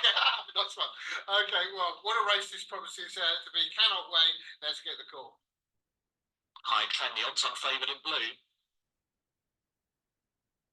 Off they go for heat 25, and High Trent broke really well the 2, but 5 and 6 are right there, beaming out more, and Ballon Ed trying to get over, a bit of a tangled up there between Stay Large and Easy further back. Drive on lights up with a 4th down the back straight. High Trend and Ballon Ed, their dispute down towards the 3rd turn. 5 beaming out more back in 3rd. They're racing away towards home. It's High Trend seeing off the attentions of Ballon Ed on the run toward the line, and High Trend will go on to score. High Trend 2, the winner, beat the 6 Ballon Ed, who's run very well in the comeback. They pulled right away from the 3 Stay Large at massive odds in 3rd. You never know what's happening in this derby. Every race is different. Every race has got to be taken as almost a little cinematic production on its own. Now, High Trend, the favourite, has beaten Ballon Ed. Was Beaming Outlaw the kingmaker here? Well, it would have been interesting if just 2 and 6 had gone to the corner together then. It was 2, 5 and 3 into the bend. Now, High Trend led down, but when we get a chance to look at the replay, just coming out the second bend, I think 5 just came away, just clipped the back end of Ballon Ed, and that may have proved the difference, but I mean, they'll be so happy with just how he's performed there. They would have been hoping for a bold showing, hoping he qualifies. High Trend is the Irish Laurels champion. We've bounced out, made up 29.09 the winning time there, and the big 2 in the market have gone through. And it's a formula that, if you've followed so far in this derby, it'd be bearing fruit. Is that it's if Graham Pollock's got a runner back in. Yeah, it's not right. It really isn't rocket science. Let's look back at a brilliant victory for High Trend, Ballon Ed as well, putting it down. Yeah, it was 2, 2, 5, and 3 into the turn. And just that second bend, I think, is where 2, 5, and 6, sorry, into the turn. Just that second bend, where beaming out off, I'm sure just clicked to the back end of Balance Photo Edge. If you just watch just there and just almost knocks him just that off balance and high trends away and gone. Now listen, I'm not saying that was different between them because high trend has stayed really, really strongly and obviously I think it's come forward again. And I know it's 29.07. It is his trial state win and his only, dare I say, put 29.09 on the board, but that was really, really good run. And a monster chasing in behind, 2, 6, and 3, finishing order there, and the front two gone through. And just quietly, staying large is background drive on lap there. Yeah, stayed on strongly. qualify that. Stayed on strongly, yeah. That was very, very good. Right, let's look at the head on, which is obviously key day. Yeah, of course. We're looking at 3, 5, 2, 5, 2, 3, and 6 as our qualifiers here. So they're the grounds to focus on. You can see 2 high trend, very straight to the corner there for me. And Ballon and Bowler Red, it's me at 6, then he just out wide, out of trouble. But high trend looks like a type that will be okay out of sort of any of the inside boxes, and I think we'll keep a straight line. Yeah, very, very interesting indeed. And we can have a further look at just how high trend managed to do it later on. But let's have a look at the result. And it was high trend 30-8 on favourite, beat 6 Balanbola Ed at 3-1. Stay large drifted out to 50-1 in the end. Forecast there 327, Tricast 21.85. Okay, so that was heat 25. Still so much more to come. Still so much more to come. Every time you turn, you see another star, and a different level of interest really, or different tackling from a different angle. Because in the next, Pat Jansen's is a wonderful derby, already obviously unfortunate at the end tonight, but overall a wonderful derby. Barnting Bear, which is, lest we forget, Tony Bullett's charity each way bet. Yeah, so want that one through, regardless of what happens. Yeah. Barnting Bear through. Going to be my pick as well. Was among the anti-post tips apart from the racing post on Wednesday, and I think it's going to be a ground really, really hard to keep out of the frame. Because I should mention, now Tone's not here, so I'm not having a pop at him. Yours has gone through. Oh no, don't do that to me. Emily's has gone through. Even mine's gone through in a track record. So, Tony, and we've got to say thanks to Bet Goodwin who put up those charity bets, £50 each way. So, but Martin there. But Pat has been eulogised. Yeah, even when this pup qualified in, when he wasn't pumped, he's in April 22. Patrick always spoke so fondly of him. He just said it's a bit all over the place at the minute. He's a big frame dog, you know, he's 39 kilos nearly. And they almost had to run him a lot more because it's the bigger pub derby, it's prestigious, a lucrative race, but from the get-go you can see this dog is not suited to a speed track like Montmont. So the stiffer 4-bend trip, the 500 metres here will suit him. I think he's where he wants to be. I think he wants to be on the inside. And 28.98 suggests all as well. Certainly does. That's Barnting Bear who we think go off the favourite. We'll talk more about Barnting Bear and all the others after this short break. Beaten by nose, 3 bets. Up to £100. Our best odds guaranteed. On all UK and Irish racing. Fell at the last, Right in front. 3 bets. Up to £100. Bet clever, Bet Goodwin.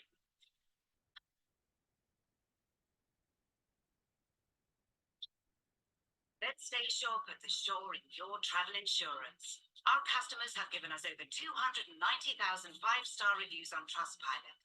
That's double any other travel insurer. We'll cover most pre-existing medical conditions with no age limits. And we've paid over £120 million in claims in the last 18 months alone. So relax, knowing we're there if you need us. That's why people choose Stay Short. Call or go online.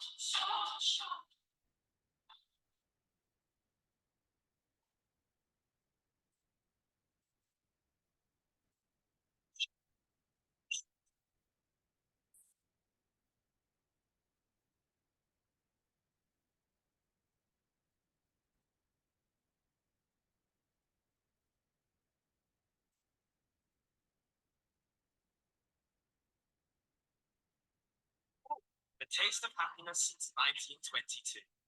Beaten by nose? Breathe out. Up to £100. Bet clever? Bet could win.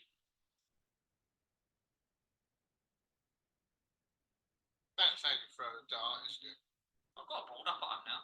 Yeah, I was playing at half one last. Well, this morning, I should say. Less said about that, Less said- late night. Now, why am I talking about darts, Dave?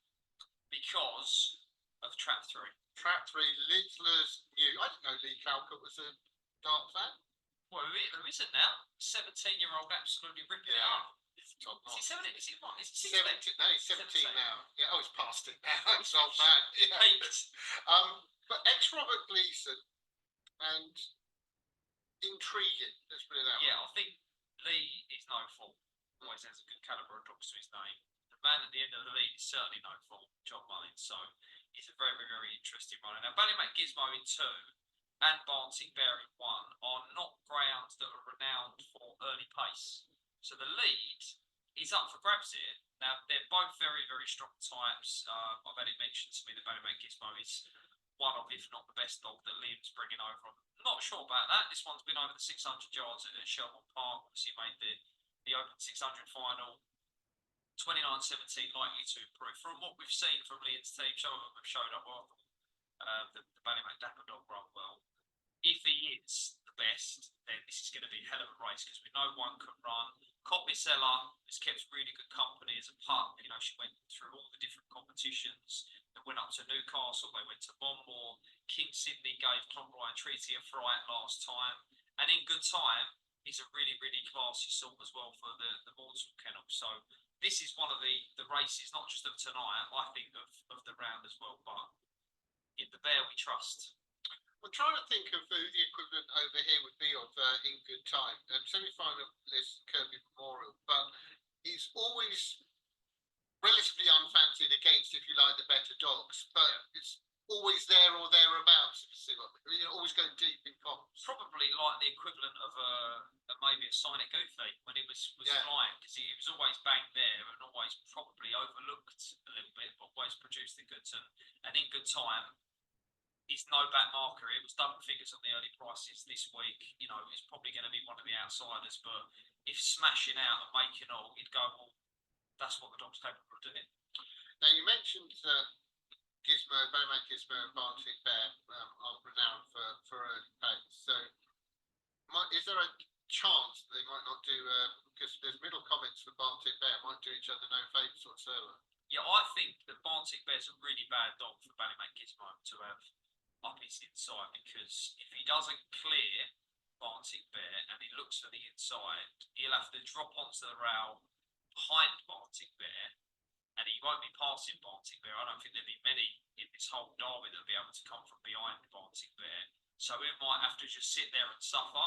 Now, obviously, he might try to clear Barntic Bear, and as you've rightly said, neither of them have got massive early, so they could be quite well matched to the bend.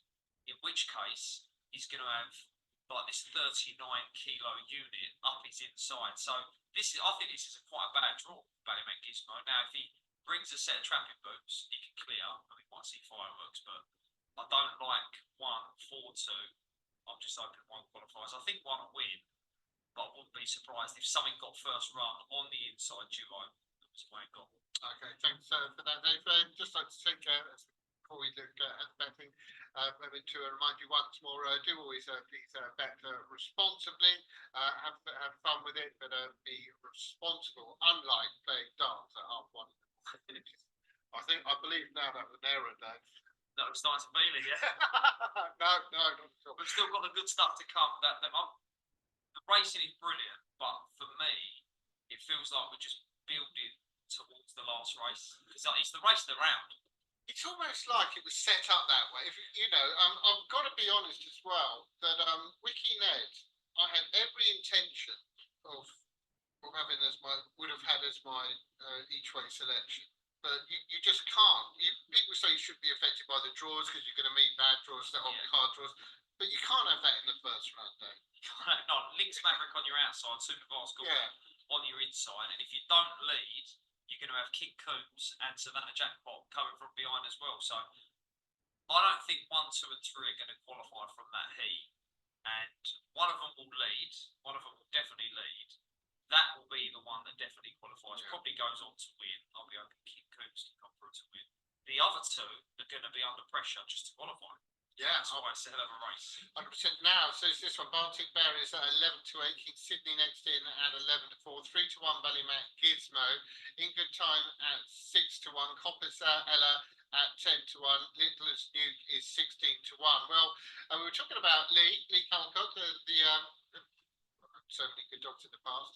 Simon Goofy, we just mentioned as well, and we saw earlier in the week. But he's got Little's Nuke here. I didn't know there's a dark fan. He obviously is. So over to Lee and Emily. Well, we've already had one Luke Littler win on debut in the Premier League on Thursday, but there could be another one tonight at Toaster in the shape of Littler's Luke. Right for John Mullins, Lee, you own him. Like I said, first race tonight is just a puppy, but you give him a go. Yeah, definitely. So I bought him out of the Ennismore Theon race. He actually raced against two of the same race in the final.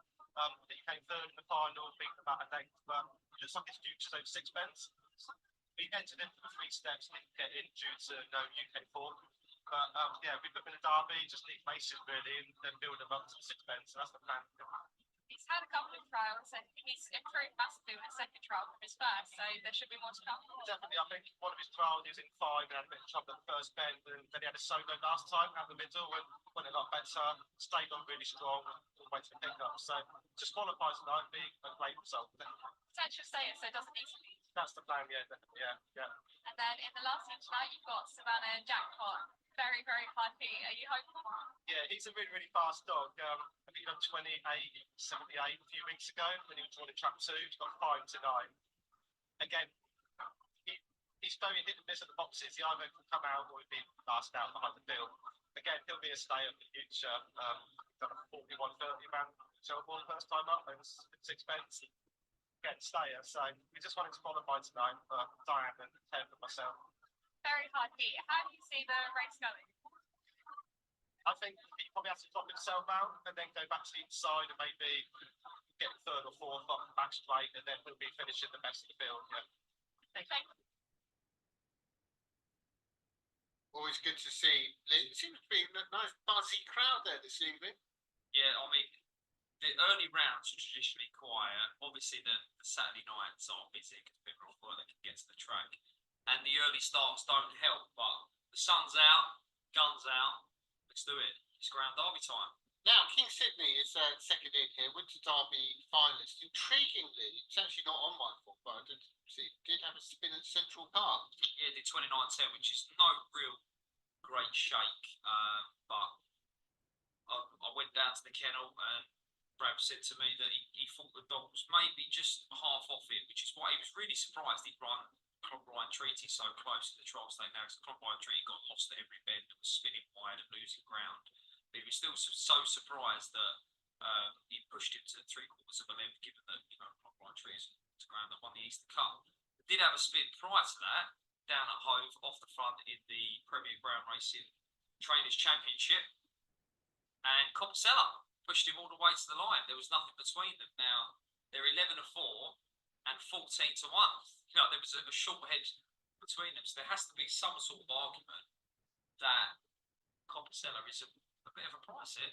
Yeah, 14 to 1. I think I could back Copsella each way at 14, Yeah, well, I'd be quite happy to have it, because I definitely think there's a chance that 1 or 2 could tangle. I've played 2 trap 6 winners already tonight, Yep. as well. So we know there's absolutely no qualms. We don't even have to bring that up, to be honest. So I shouldn't have done. But yeah, so no worries about that. So yeah, each way at 14. There's the king of the each way. Big prizes. Those, Mr. Boothby. Let's go. It really does. If he tells me about that 33 to 1 second last year, one more time. Anyway, final thoughts, because there's quite a few final thoughts here. Barntick there, we should remind you, Tony Bullen's nap anti-post, £50 each way. Barntick there for him, 6 to 4 here, but final thoughts today. Final thoughts is you've got a really classy 39 kilo brute on the inside here, and I think this dog's just going to defend his pitch early on. I can see 4 and 5 flying into the turn and maybe leading, but I think the top will get them coming home. Will it be like the old Hofmeister at first? Do you remember those? No, I don't. Follow the bear. Follow the bear. Yeah, could be follow the bear. Yeah, just having a look at them. Ballymac Gizmo, intriguing. The late support. Yeah, well regarded soul. I know that much. Got to the 600 final at Shelton Park. Be strong over this trip. Not going on here. They're all set. Let's go across for the goal.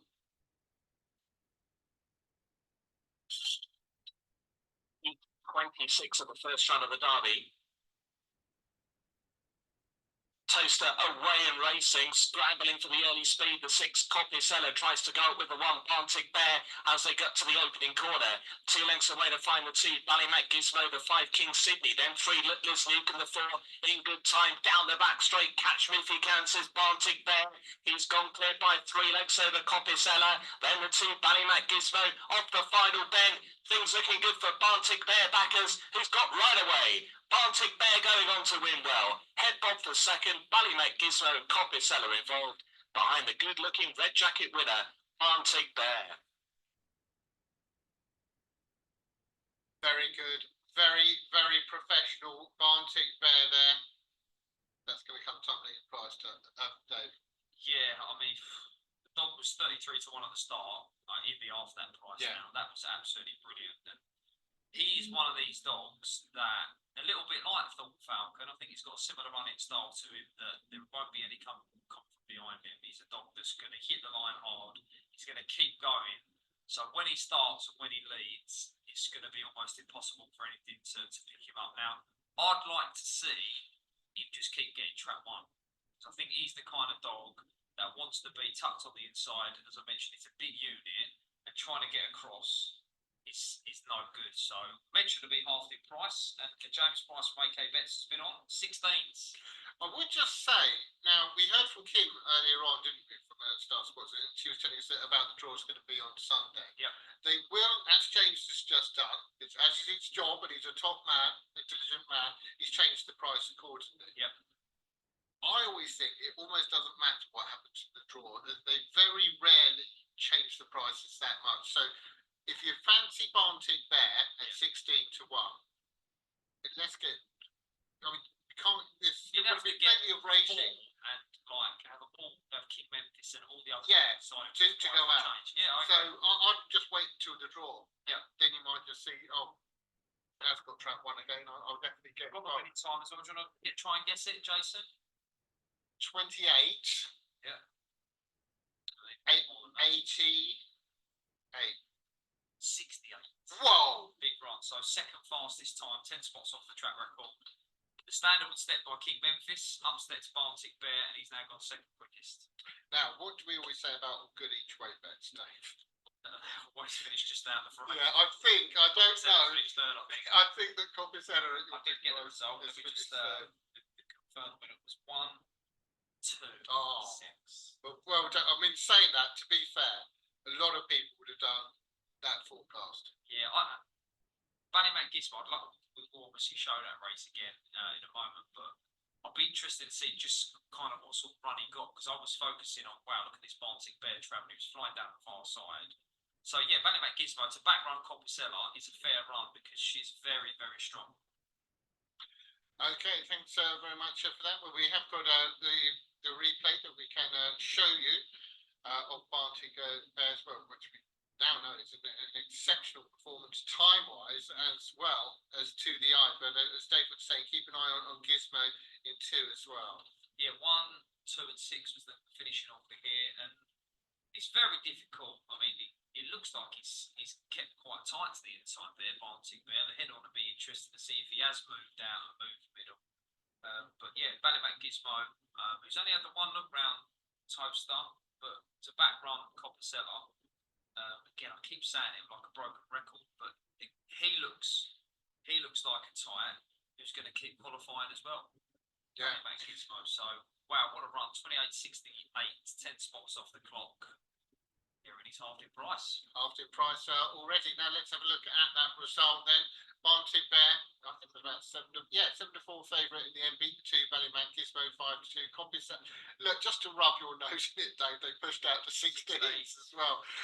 Forecast 637 and Tricast 3078. I'd like that. Each way terms during the derby, first three in each heat. I'd like that. Yeah. Good, wouldn't it? That would be good. I've not just finished those. Yeah. But I mean, you could do, well, what are, To qualify in each. yeah, I'm just trying to think if you were doing it, because obviously it would be a quarter. Fifth, you could still take advantage with just the sixth runners. So Well, listen, I would have taken 16 to 5. The Copper Seller qualified. That'd have been a great bet. yeah, Forget the win. I would just have the each way play just for the place bet. good call. Absolute good call.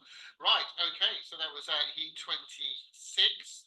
And don't have any fears. We are going to be hearing a lot more from Emily at the track, who's, but frankly, putting us two to shame. She's doing a good job this evening. She has picked up one or two chats with people coming off the track as well, which we'll bring you. But we've had an email in from Huggy from Leeds. He says, looking forward to all the racing this evening. Best bet of the evening. He's going to go for the local runner, Savannah Jackpot, in the so-called Heat of Death, the last race. Plenty of crowding at the first bend.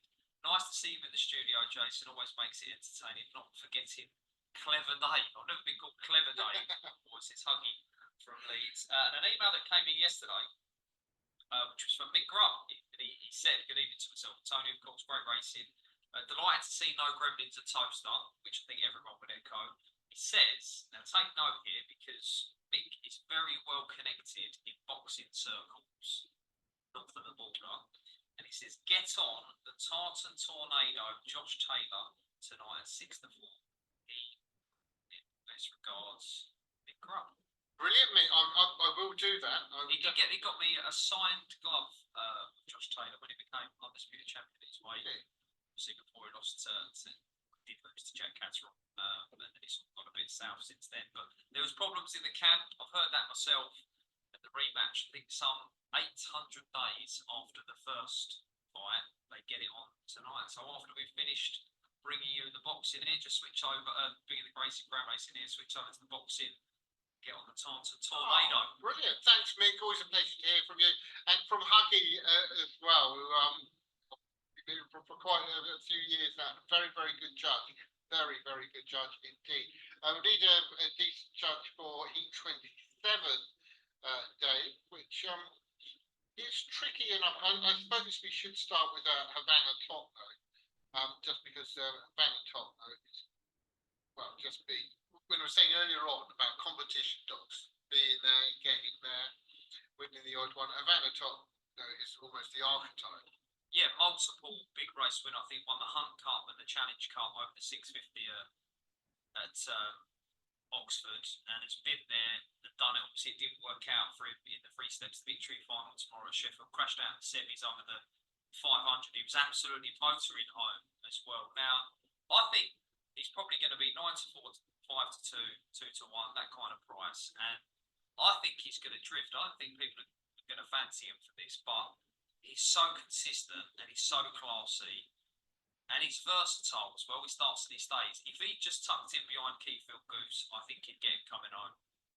So I'm going to go with him at a top note. But we obviously know that Bet Goodwin do best odds guaranteed.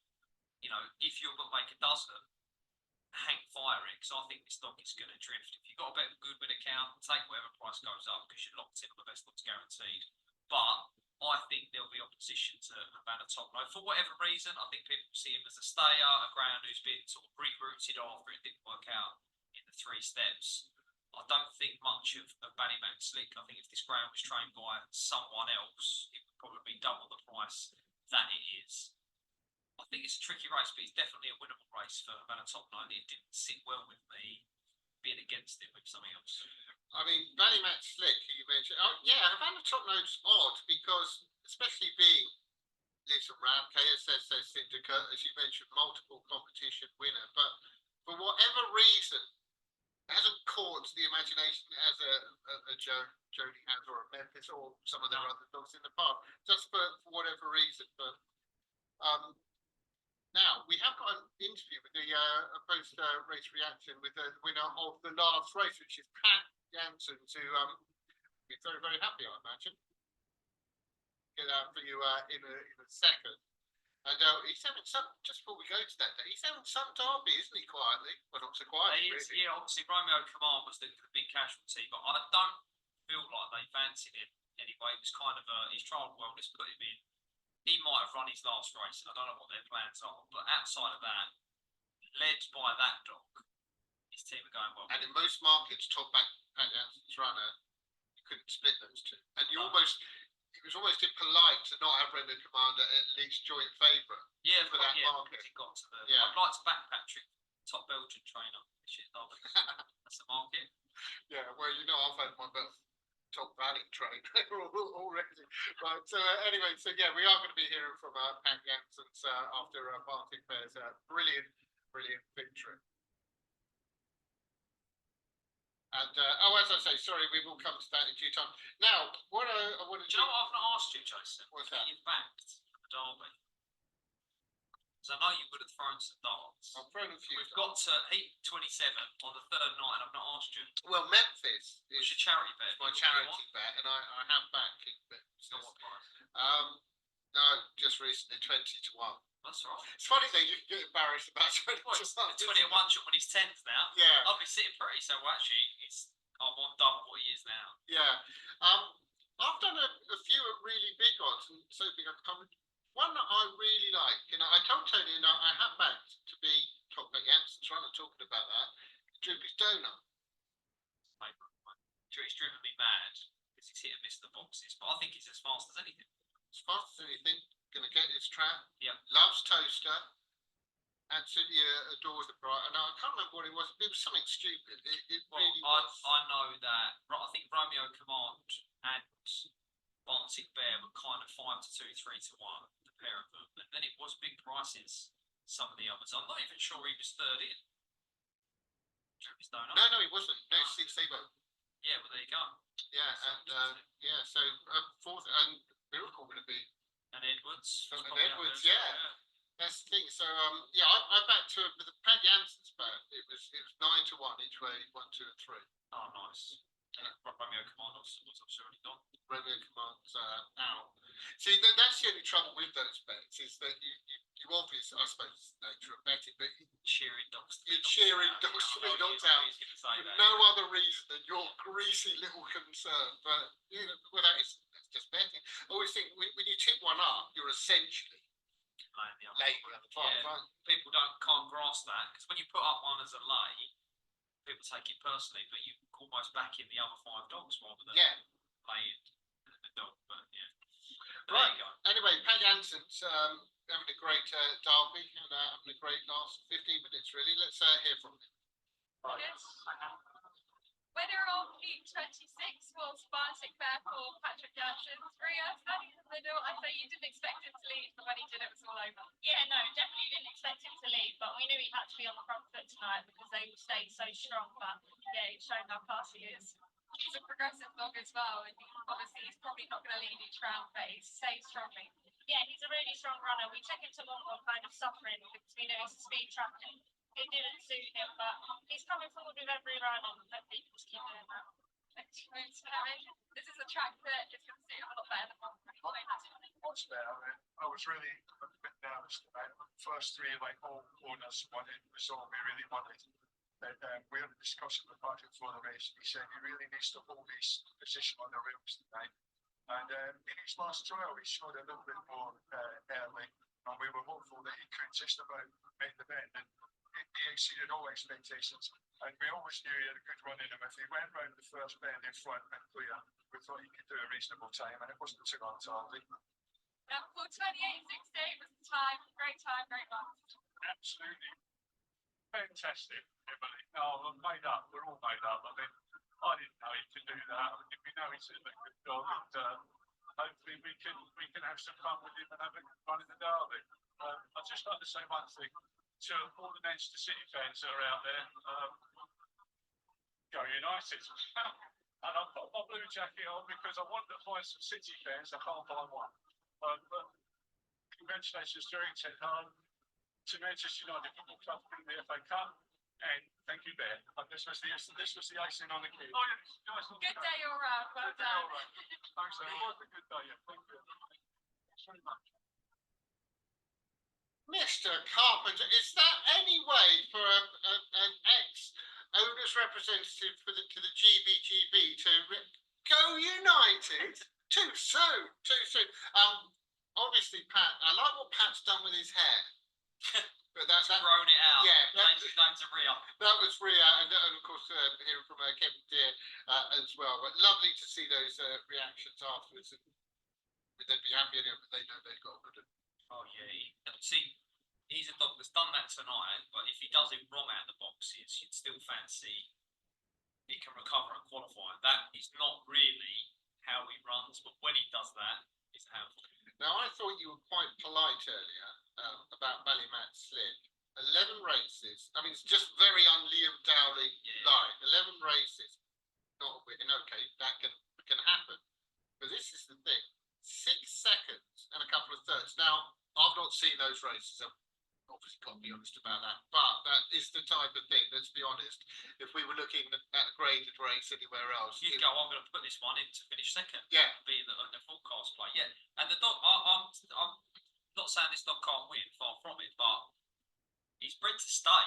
The Ballymat Merkel dam is obviously, this is the next level, the third litter on from the Ballymac Taylor, Goffini Blades, Ballymac Katie, Hacker Carlo, all the stayers. So maybe we'll see him over 6 bends or even further in time. But if another Greyhound or the same Greyhound with a different trainer came over, carrying that line of those lines of form, it would be 7-2, 3-1, then be 6, 7, 8-1. Yeah, and it's well has drifted out, although not really markedly, you'd have to say. Well, bits and pieces around for the rags here. Make it River in 3 for Frank Grace, 20 into 14, and our Park Ranger is 12 into 8. So, and this is the kind of race in which you probably take a chance on something at a big price, because I told you tonight that there won't be no love for Bannertop Note. There isn't. Plus, you bang on there. Plus, we've already had a race like that tonight, and punters just generally, particularly in a race where they're unsure, they think, well, the outsiders have already gone in tonight. Who knows? Some of them may have got involved. They might be playing the outsiders. Got that. The one I like here is Slick Sentinel. Well, it's interesting. A lot to like about Soul Win beating Cos Tokyo, who ran really well, was your nap on Thursday, but showed an awful lot again. Yeah, Cos Tokyo is. You asked me earlier, didn't you, who sort of impressed you and who surprised you? But I think probably Cos Tokyo probably surprised quite a lot of people, because I backed Cos Tokyo on Thursday, and people were telling me, you're mad, this dog doesn't win races, which is true. Like, that is fact. Like, the dog just doesn't win. But I think there's a real serious dog locked away in there, and one day that dog's going to trap and just run riot. But until that day, as you saw on Thursday, the dog's got a massive engine, and I think he can be a little bit clumsy. But with daylight, he'll go with the very best. And if he's a little bit chasey, again, the spread on how many times I've said it tonight is going and growing, but he's a type that will keep qualifying. You should really probably look for winners rather than dogs that keep qualifying in the derby. But he's another one. By the way, we say about responsible gambling. We also advocate responsible drinking. If anyone's playing that game, taking a drink every time, Dave says, could be the time to keep qualifying. Yeah. You'll be plastered by the end of the evening. Really, really interesting race. Let's get the call. Round 1 at the Derby. Keep your goose now favourite. Off they go at toast at Keenfield Goose away well. 3 they're trying to pace up, Make It River. 2 running behind them, Havana Top Load at the opening corner. Then came the 5, R Park Ranger, followed by the 4, Ballymac Slick in the back marker. Is Slick Sentinel, the stripes down the far side. Keenfield Goose a length and a bit to the 2, Havana Top Load will be finishing well. Then the 3, Make It River. 4 trying to get going, Ballymac Slick off the final bend. 1, Keenfield Goose trying to see it out. 4 challenging hard, Ballymac Slick over the top 2 in it. Ballymac Slick has got there, nailed the 1, Keyfield Goose, and the 2, Havana Top Load in 3rd. Exciting finish, all right. Star Sports and TRC English Greyhound Derby, round 1, heat 27, Ballymac Slick. Now, Dave, do you remember, not that long ago, I read out 11 races, no wins, 6 seconds, couple of thirds, very unlikely of Dowling. Bang. Bang. There you go. Gosh. Yeah, I mean, it was Keyfield Goose who broke well with Make It River and been back to big prices. I was looking for Havana Top Note just to drop onto the rail and turned close enough, if good enough, really, Havana Top Note. And the Ballymac Slick Dog has come from, I think it was 4th at halfway. I mentioned his bread to stay, he's come through to score. Yeah, and come through to score in good style in the end as well. I mean, there was no fluke about it. Went on with it. 4-1-2, 29-14. I think it was 4th at halfway. So a really, really good run there from the winner. So Havana Tottenham goes through, as does Keyfield Goose, who led them for a long while. Let's look back at the replay then and see how Ballymac Slick did it. Yeah, well, we spoke to Phil Milner earlier on, didn't we? And he said this dog loves the curve front boxes. Bang, there you can see he flashed from the boxes, went to the bend with Make It River. And Havana Top Note, I would have really strongly fancied Havana Top Note at this point, Jason, because he's 3rd, but he's only 2 lengths down from Keyfield Goose. You thought, well, as long as 2 does it right and doesn't make any mistakes, he's probably going to get one coming home. But little did we know that lurking in the slipstream and full of running off the last was a certain Ballymac Slick, and that's a really good run. Liam had a time like this last year, didn't he? It went deep. It will come to Well, he had Ballymac fit, didn't he? It wasn't winning races and didn't look anywhere near his best, but kept qualifying. Yeah. Okay, thanks. I'm thinking it's not him though that you was thinking. No, it's not. It was a similar type who kind of came in. Kingdom? Was it Ballymac Kingdom? Could have been. Came in unheralded, but then was winning or running races very much like that. That's the problem. It's quite hard to keep that frame, I think. Ballymac Slick. Strong, very strong. Ballymac Slick then has done it very, very well. Won't be many coming from behind Havana Top Note. I can tell you that much. Okay, now let's look at the head-on replay. Now Ballymac Slick, in an odd way, not going to feature very much in this. 4-1-2. He qualifies here. You can see one has moved right away from the inside there, Keyfield Goose. And, you know, I do wonder whether, you know, probably won't be the case with Keyfield Goose, but we're seeing these head-ons. Is there going to be any grounds for any seeding changes? Obviously, that can happen in the first 2 rounds. Is that enough to warrant sort of them saying, listen, if this dog gets one and moves off again, we're going to go and middle with it? You just don't know. Yeah, you don't know, but I think you're probably leaning towards the turning to your voice that they wouldn't do it there, and I'd agree. But the dog, I think if the dog doesn't want trap 1, it's not Raylan. Doesn't want or can't handle. Yeah.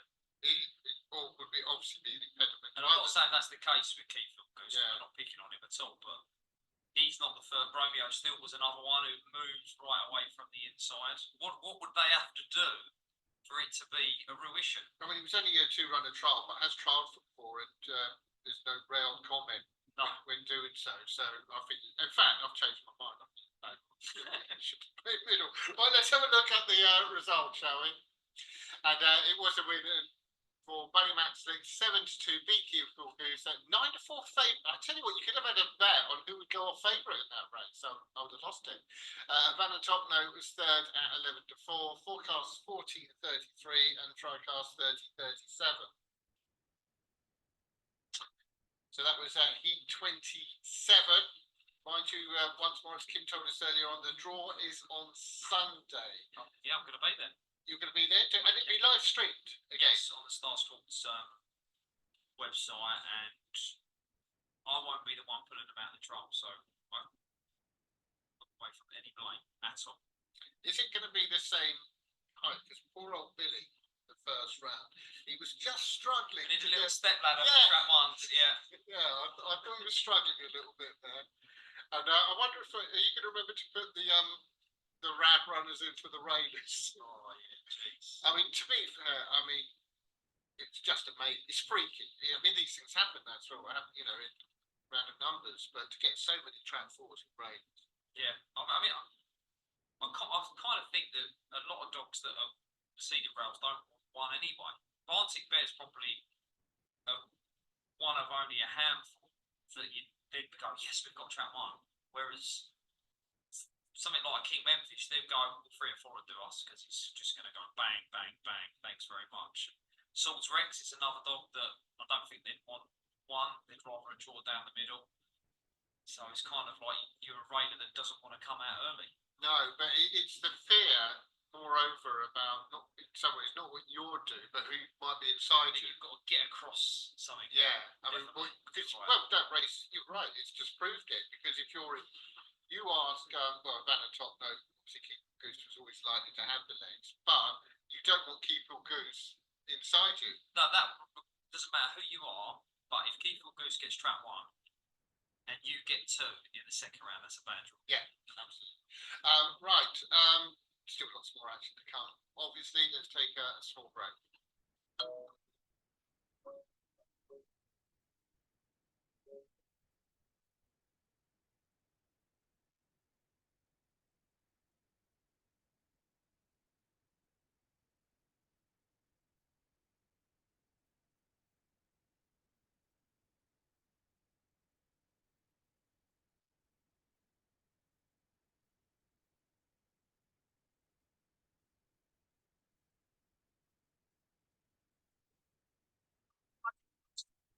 Rhinos, Revet.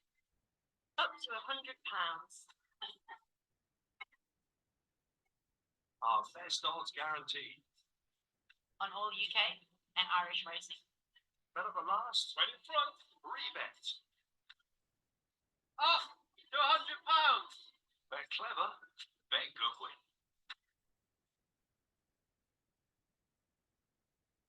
Saw me last time, you'll know that James at Cowley Farm is not only producing incredible quality beef for M&S, but also in a way that allows him to trace everything right back to the farm and the animal that it came from. Amazing stuff. How long have you been here? My grandparents came during the war. Family have been here 3 generations. Thanks for the cup of tea, Chief. Absolute pleasure, Tom. Dad has me make them every day. I understand that you're studying agriculture. I'm really interested in how we can take forward the environmental work here. Reclaiming farming has actually been something new and exciting. We don't have lots of machinery that burns diesel. The way Dad manages the grass ensures that we don't have to use many fertilizers. And the M&S beef that we're involved in rearing has one of the smallest carbon footprints in the industry. And that's fantastic. I mean, it feels absolutely first rate. There's traceability, there's consistency, it's a top quality product. Bang on. Hang on. A few words, but Hi, it's AK here from AK Bets. If you're looking for a bet on this year's Greyhound Derby, various other sports, horse racing, golf, football, our motto here is big prices, big limits. Hi, it's James Price here, Greyhound host compiler for AK Bets. We'll be looking to offer industry-leading prices, anti-post prices, specials for the Greyhound Derby. Customer service is really important to us. That's why our team is packed full of industry knowledge and experience. If you've got any queries about anything related to AK Bets, please get in touch. We'll be glad to help.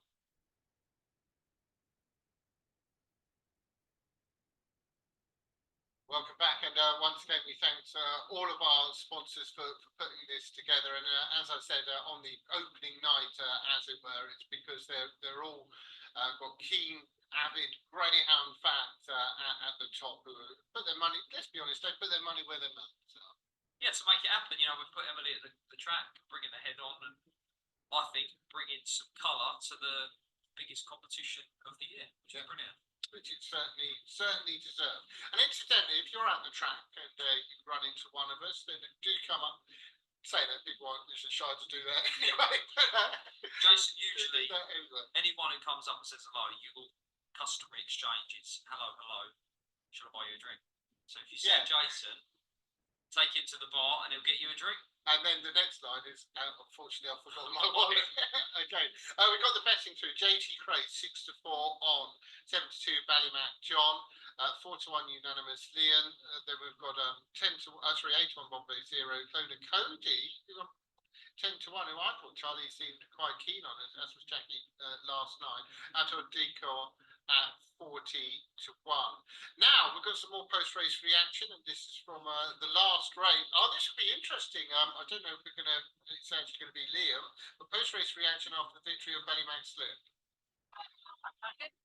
Winner of Heat 27 was Ballymac Smith for Liam Dowling. Liam, it was an interesting race. The man at top note had every chance of leading, but your lad couldn't go even more exciting. Yeah, look, I think he missed the kick. About what you said, the been like stayed up the middle to rails, and he eventually got a better space in the tournament. Maybe jumped again there, but once he came out last win, I don't think he can stay. So he's up for back room, got this one of the other clubs, I think. So I think he'll stay on the future. So that's all about what I want to win. 29:14 was the winner's time. Great time, but improved nicely off the trial. Yeah, times are relevant to this stage, but at the same time, it's nice when they do. He lost a lot of ground out there on the track, but someone tells me the down before him would stay aside between that out was went for him then. So thankfully he's there, we're in the hat. And maybe if you keep staying on like that, you can go far. Listen, what Nick was staying doing it, but at the same time it's not in this track because you need someone that can stay. But he has that in his locker, so hopefully that he will stay qualified like I said. Lovely, thank you. I know we keep saying what professional Emily is, but to actually dress in the colours of the winner, that's different, right? Well, I'd be interested to see if unanimous Leon wins this and she rolls out a bright orange jacket. We'll see. She'll be stopping traffic if she does. Yeah. Actually, did she have orange on last night, or was it red? I interviewed her. You was there. I know. I should have taken note of that. But what great to see Liam.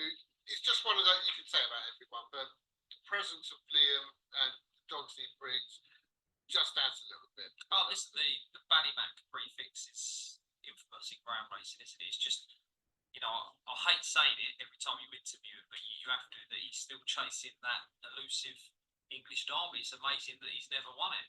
I've got a conspiracy theory later involving Ballymac. That's in race 11. Come to that later. You'll get my conspiracy theory. Now, JT Craig's winner favourite of the KAB Maiden Derby. It's got a pretty decent draw here. We know it's got a huge amount of ability, and there's been supported anti-post for the whole caboodle. Yeah, I thought this was one of the better bets of the night, actually. It's obviously quite short. Tony Bullen, who does the tips in the racing post, has got Nat here.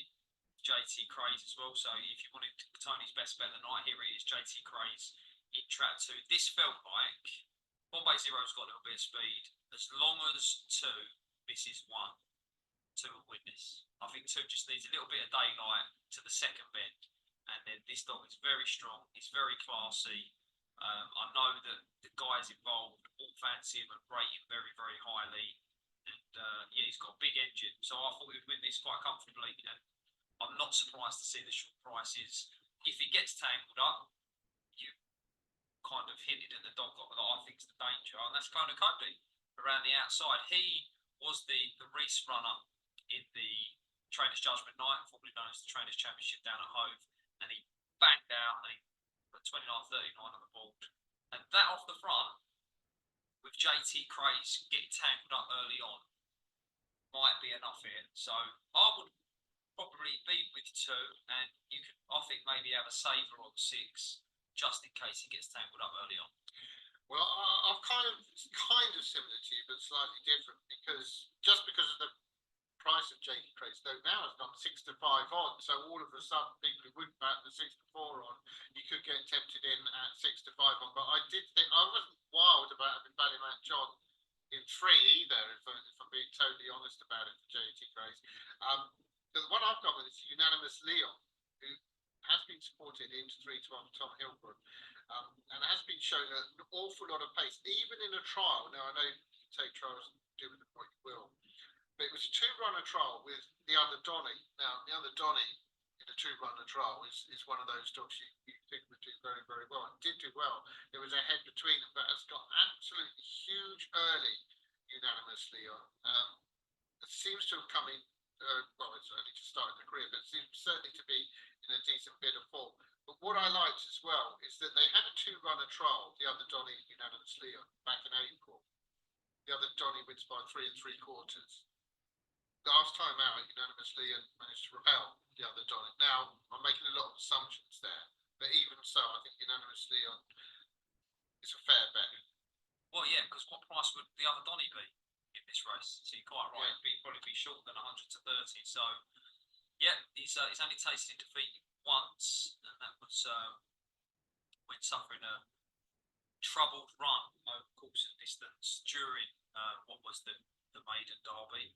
So, yeah, it feels like this is a race that you can either back in JT Craze to get a clear run, or you're backing him to get tangled up early on, and I think 3, 5 or 6 to cut loose and last time. I think that's Bombay Zero has got ability, but I'm not sure is to the class. We haven't seen him late anyway to the class of some of these. And just a quick word for Outdoor Decoy. It's a big price. It looked great for Robert Hall to have a runner and for the H&H Syndicate.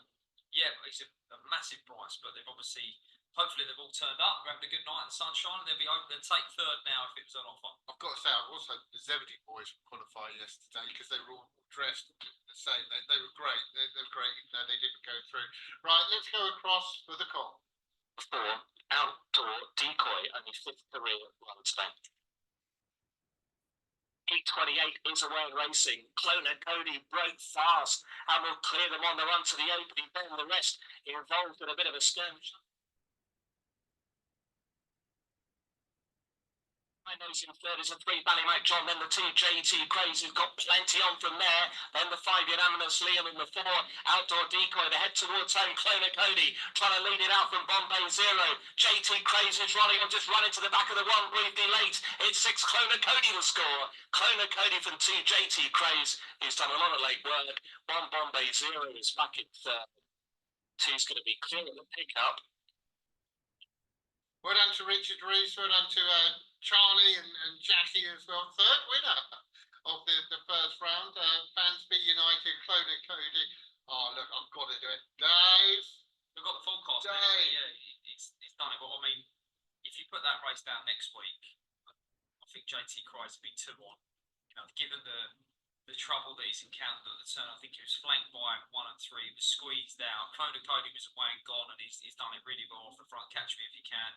And that is racing, but I think out second turn there was probably 5, 6 lengths between them, and there was nothing between them at the line. So, you know, well done to Clona Cody, Fansby United, which I think Mark Burridge is part of. He's a top man, big sport of the sport. But some run from the runner-up there, and yeah, it looks like one that's going to go deep. So Yeah. I've changed it a little bit there. Wasn't going to say what I was going to say. I think he can keep qualifying too. But Clona Cody has won the race, and if you get out in front, you earn the right for things to happen in behind, and that's not your problem. And Clona Cody did exactly, and this is where the interviews are good. Charlie was keen, Jackie were keen on Clona Cody. They told us so. We'll look back at the race and see how Clona Cody did it, and obviously keeping an eye on JT Craze as well. 29:32 when it's on. 6:2 1. Okay, so as I say, we look back. Let's have a look then at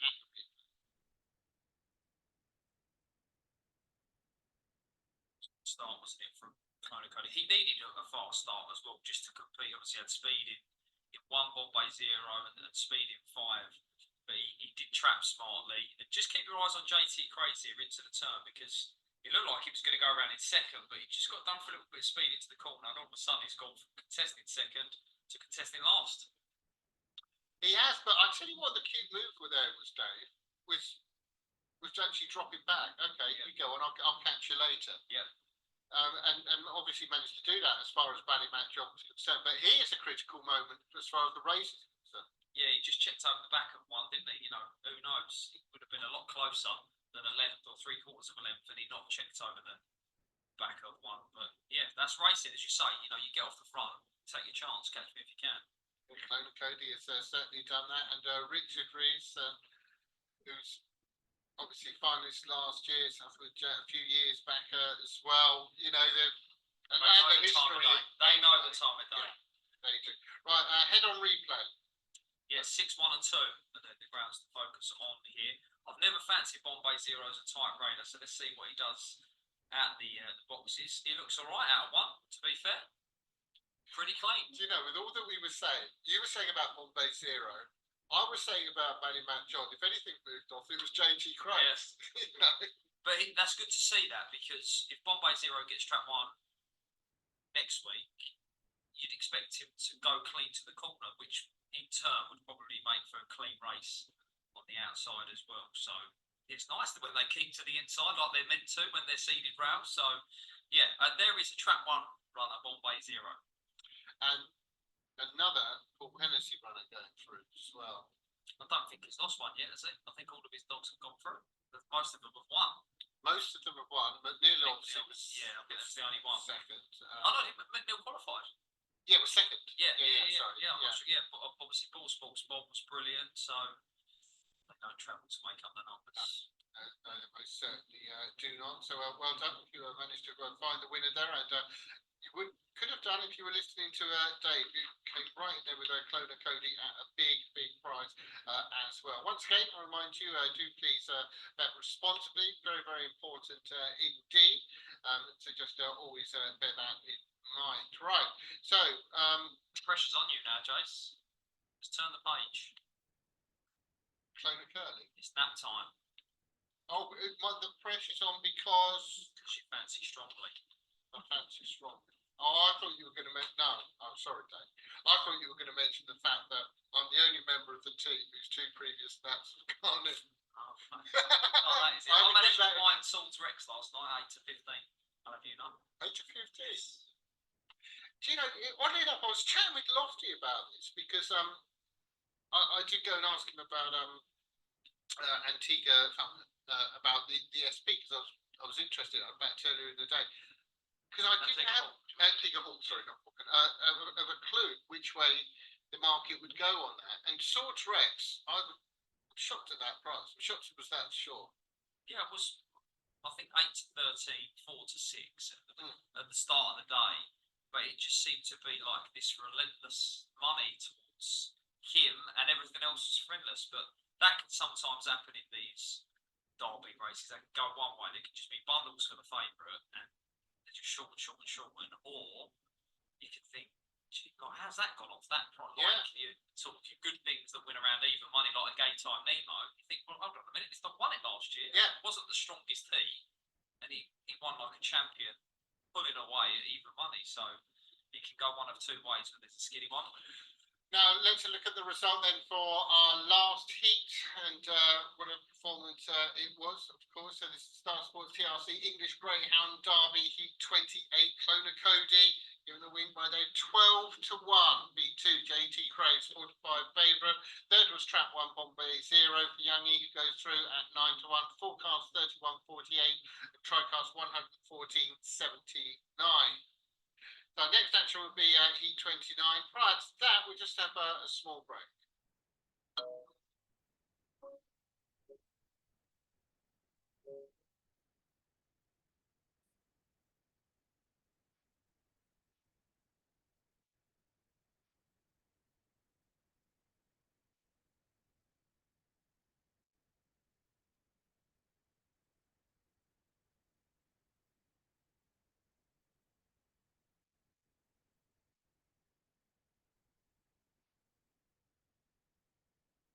Finals, rebet.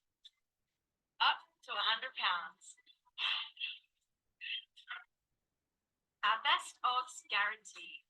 But all UK and Irish racing. Fell at the last, Right in front. rebet. Up to £100. Bet clever, Bet could win.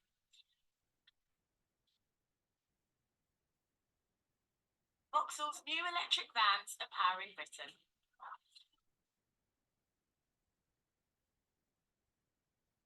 We're the #1 electric choice for business.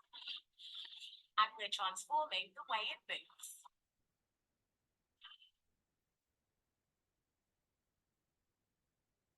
Vauxhall's best-selling electric van range, energizing a better Britain.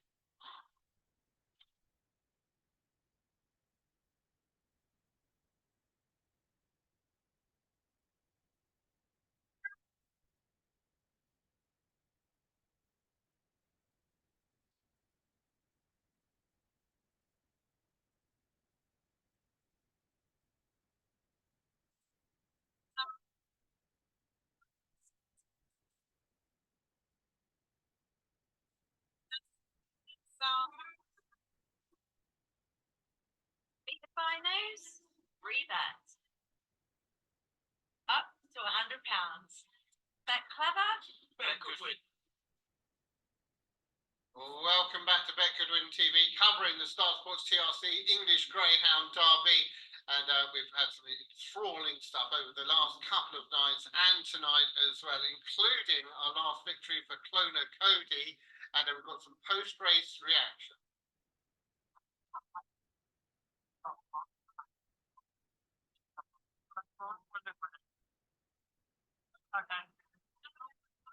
Winner of Heat 28 was Cloner Cody for Richard Rees. Charlie seems to have come to some really nice form at the minute, and that proved it. Yeah, definitely. He ran well judged tonight in the public race, so we thought we'd give him a go in the derby. He tried it last week. The track was bad, and he sort of didn't seem to really run the place. So we were hopeful he was going to come on, and he did. Flew the boxes and yeah, run on. Got a bit of all-round pace as well. He's got nice early and doesn't stop in front. No, definitely not. His earning's good. Once he traps, there isn't really going to be a lot of dogs that lead him to the bend, and he sort of chops the bend one as well, which I like. He's a dog that, you know, we said before, he's so backwards as well, so puppyish. He's still learning the travelling and the kenneling. At home, he's still a little bit hyper, so he's only going to go the right way. So, yeah. Mike, did you enjoy that? Yeah, very much so. It was Sean and I dog, and yeah, he had a brilliant race on Judgment Night, and he's coming along nicely. I mean, Charlie spotted him last year, sent me the video, and I was surprised if he's got that stride at that age. You know, really necessarily looking for another one, but I don't want that going elsewhere. And as Charlie says, he's a little bit late. She's come to a very lively race, really impressive on Judgment tonight in the puppies, and he's coming on nicely. So we'll just see how it goes. This is lovely, nice win for Sean and myself, and yeah, good for the syndicate name as well. Charlie and the team doing a great job. Thanks, Roger. Great to hear from Charlie and Mark. Is it up now? Obviously, great performance there, but Mark, he does the commentaries, doesn't he, at Brentford? He does, yeah. So he used to work for the Brentford service of what used to be, I think, I Follow, which was like a supporter service audio only. Now, if you go to Brentford, Europe, I don't know, either hospitality or whatever, he does the commentary for Brentford, and he follows them home and away. Hence the name of the syndicate. They've had quite a few dogs named after players and everything. So he loves the game, absolutely loves the game, and he makes a meat trophy as well. Oh yeah, really, really over the year, and very generous with them as well. Yeah. He really has over many years. Right, we move on to Heat 29. We're at now, as Dave was saying earlier on. Got Cloner Curly in here, one of the Puppy Derby, of course, in great fashion, and 11 to 10. Now you see, this is one that was shorter throughout the day, and now has opened up at 11 to 10. Yeah, this dog collapsed in price after he showed up ever so well to win the Northern Puppy Derby at Newcastle, which you could just tell was probably a little bit on the sharp side for him. And much like the Barnting Bear dog, kind of through sufferance connections, made the decision to go to Monmore for the Midlands Puppy Derby, which is 20 grand to the winner. It's the most lucrative and prestigious puppy race in the UK, so they always had to go there. And again, he finished third behind Untold Dollar and Barnting Bear, and he is just going to, I think, thrive for this step up. Didn't work out for him in the juvenile. Fate went home, he just smashed out and made all that was that, but he really caught the eye coming home, and he was stranded out in 6 then. I think a draw down the middle suit him. 4's probably just about perfect. It's the trap he won the Newcastle final from. and I think he'll win. However, I have had small interest, and I tipped in the Racing Post as well. Queen Dusty, anti-post, and 200 to 1. Don't have to have a lot on, but she's been in a number of competitions. She ran in the Romford Puppy Cup, got to the final. She ran the Puppy Derby over course and distance, got to the final. She got to the final of the Brighton Bell down at Hove. Every single competition she's in, she's been in over 4 bends. She's got to the final. Now, that's not to say she's definitely going to get to the final of the Derby, but she starts, she stays. She absolutely walked out the boxes in a trial state last time, but came home strong and caught the eye behind Blue Jig Baron. Of course, is the dog that gave Time Nemo a bit of a fright last night. So I really like that form, and I think she's a big player. And it's funny when you're looking at form, the kind of correlations that you can make, because you mentioned that Brighton Bell was second to Queen Jodie, albeit beat 4 3/4 lengths. But another way of looking at that, I know Jodie's gone out now, but 4 lengths behind the anti-post Derby favourite. Now, you put it in those terms, and all of a sudden that looks like some run. We have got the betting, looked at it earlier, Clona Kelly at 11 to 10, but I'll give you the full show. Glorious Tom at 11 to 4, Queen Dusty. Dave's just been talking about 7 to 2, 6 to 1, Born Juno Boy, 10 speaks at Philo Facts, and the Dean Ridge Sparky is at 33 to 1. Right, so there we are. Glorious Tom is at 11 to 4, runner up in the KAB Maiden Derby. And then a couple of rough rides since. Yeah, I mean, I'm not sure he wants to be on the inside, but he did win over course and distance from the inside, and maybe that be the best place for him. The dog in it that could go on with a bit of a price might be the Thompson Bonmore dog out to him, Vixen's Final Facts. Now, he ran in the Bonmore Puppy Derby. I think he won an opening round and he showed up well at Perry Bar since, both in success and defeat. And I know he's quite well regarded by Connection, so putting the Derby was an obvious one. And I don't think he's landed in the warmest of heats here, because Clona Curly, I think he's head and shoulders above these, but he wouldn't be a clockwork breaker. So the lead is up for grabs.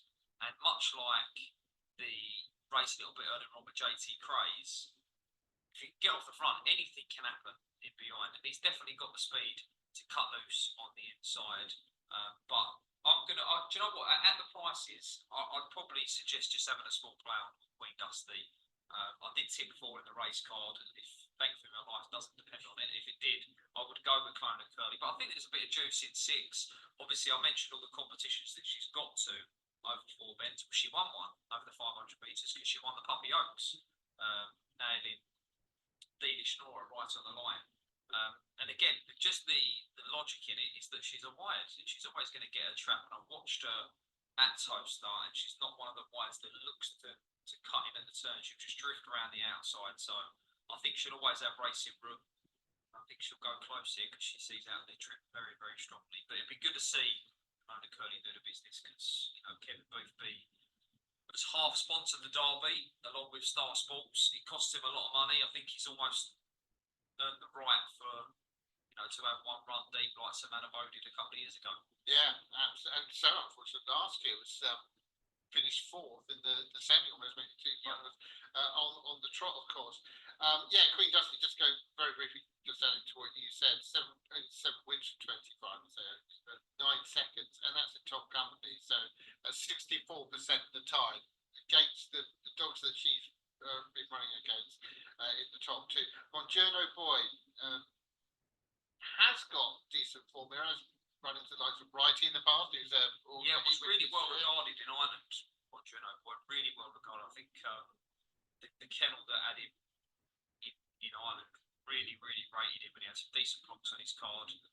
He's now with Sandra Clayton out of Yarmouth, and in a couple of minutes' time, 6, 7, 8 to 1 could look like a big price, because this dog could really run. He's put 29.15 on the ball, so off the front that might be enough. Yeah, it's actually 8, 7, 6 to 1, because that's the way that they betting's go on there. Right, final thoughts then, Dave? If 4 breaks, he'll win. 6 is a massive danger. So Queen Dusty, the massive danger. I've got my lap going here. Clona Curly. This is the Star Sports TRC English Greyhound Derby, Round 1, Heat 29. Here's the call. for Heat 29 of the first round of the Derby. Farfan racing away. Early scramble here, Glorious Tom getting to the front just before the opening. Then to lead over the 2-3, had a rough time of it going into the bend. Deanridge Sparky is ahead around the corner now. Glorious Tom from Vixen's Final Facts in the 4. Clona Curly back in third. Then the 5-1 Journo Boy ahead of the 6 Queen Dusty in 3, the back marker. Deanridge Sparky heading away towards home. Then 1 Glorious Tom is still there. Here goes Clona Curly toward the outside, pitching up now to join in. And Clona Curly goes on in the closing moments to win it, drawing away near the line. Clona Curly beat the 1 Glorious Tom. And it's tight for third. Queen Dusty got going late in the piece there, disputing third with Vixen's Final Facts at the line. They'll be close to the final qualifying spot as they have ruled. So Clona Curly comes through to win an absolute thriller. Glorious Tom did get out there in front. Vixen's Final Facts there as well. But Clona Curly obviously showed speed, also showed a bit of smarts as well. Yeah, I hope we've got the head on for this one, because it'd be interesting to see what sort of ride he gets to the turn. Because it looked like 3 of us moving off a little bit into, but the top went round in front. No excuses. He's a fair dog. He's got sort of 29-30s on his card. But I agree with you. He tracked smartly. He just kept out wide. There was no need or any desire to look inside, look for the inside and find trouble. He just drifted around the bends as they straightened up off the last. Powered home, but I was looking at the third. I'm hoping Queen Dusty got. It was very, very tight, so tight. So we'll see. Just gets 416, 29-14. So Queen Dusty, we might look back, Jason, in a month's time, 5 weeks' time ago. Remember how Queen Dusty scraped through? She's still there at a big price, so she's in the hat. She'll get 6 again. But hell of a run for the winner. Who's your spy? I've got someone in the racing office. So on good authority. Yeah. Trustworthy type? Not really. But they've not done me any harm this evening. Everything's been spot on, so brilliant. Now, I've got some betting just come through. It's on the post-race interview, who will Emily speak to? Do you want to take 10s on Mr. Boothby? I don't want to take any price at all about it being Diane Henry. She's a little bit shy. 10's on's a fair price about Mr. Boothby. Saw Diane yesterday, obviously, though, brilliant trainer, absolutely brilliant trainer. She really is. So we'll be able to have a look at the replay and see how Clona Curly has done this. And in this one, there is an awful lot to look at, really, Dave. Yeah, there is. Head on is what is brilliant here. I don't think he's enjoyed a clear run to the turn, but he's so powerful, isn't he? And as I mentioned, at Newcastle he cut loose in the final. At Monmore he couldn't get any sort of clear run. This dog has got pace and he's got stamina about him, so he's a real handful when he gets daylight.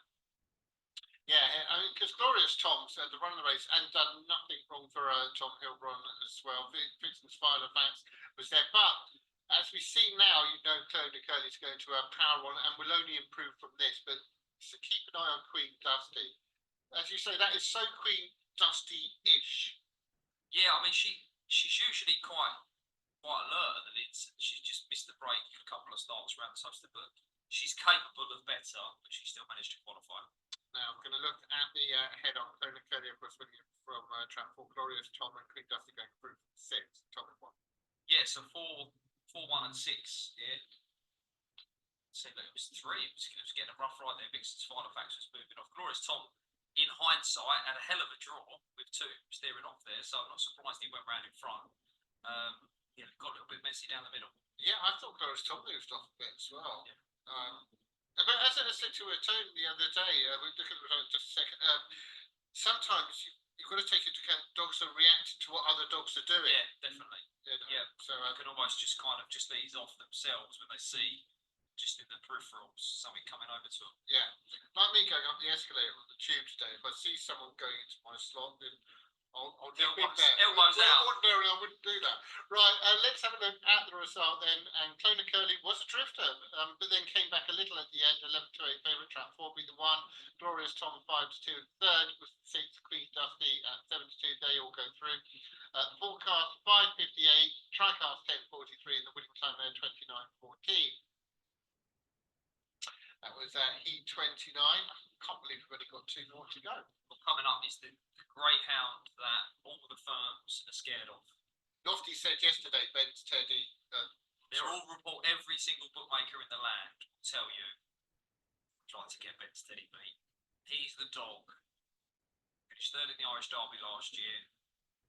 All the each way, big lumpy each way money. It's all through Ben Steady.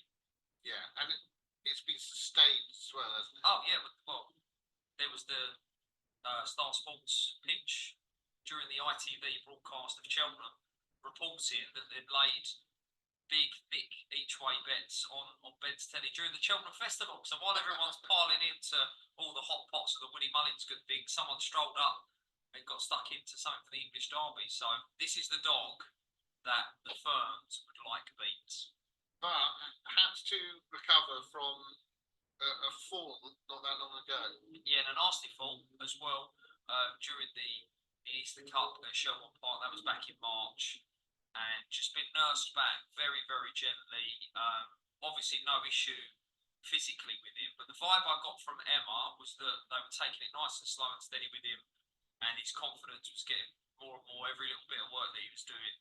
He trialled obviously last week, 29-29. Be expected to improve on that as well, but he is a real monster, a real powerhouse. A lot of mixed feelings about him. That is he the right dog for Toaster? You know, he really starts to wind it up as the third bend approaches, and it's a really tough place to pass the third and fourth bend. Didn't prove the case for Kona Curley tonight, but it can so often go wrong for dogs, sort of in the penultimate and the final turn. They looking to straighten up. We've seen tonight dogs checking, and you know, Racing Rook can be at a premium. You know, if he gets the gaps, he's going to be the dog to beat. Decent race though, because Merrick's Inclusion obviously finished runner-up with the Kirby. Matthews Kennel been out of luck already, but they know the time of day, and you'd expect one to lead two down, so has to have a chance. Has to have a chance. This is the race I had a bit of a theory about. Okay, Ballymax, yeah. Ballymac, Shenard, in trap 4. Now, as one a race in Ireland, which was at Tralee, and kind of turned around previous form to a greater or lesser extent. Yeah. And that race was the Ballymac Vic at Stud Race. So my theory is Liam wanted to win that race. I'd say so, yeah. And would throw in a good one. Yeah. And that's Ballymac now. Well, we'll soon find out, won't we? He's going to be a fair price because I think 1 and 2 in particular, are going to take chunks out of the market. So if you can find anything to beat Ben Steady here, I think you're guaranteed to get a nice juicy price. And talking about Liam, as you seem to have done quite a lot tonight for obvious reasons, you'll very much know 6 Antigua Ward now, of course, with Kevin Hunt. Yeah, purchased by Nick and Amanda Gill, who had the brilliant winner last night, and they'll be having high hopes for the ground that was formerly called Ballymac Waltz, now known as Antigua. Got the draw around the outside. I think Queen Leona will definitely step inside. So yeah, not to be overlooked, the stripes for sure.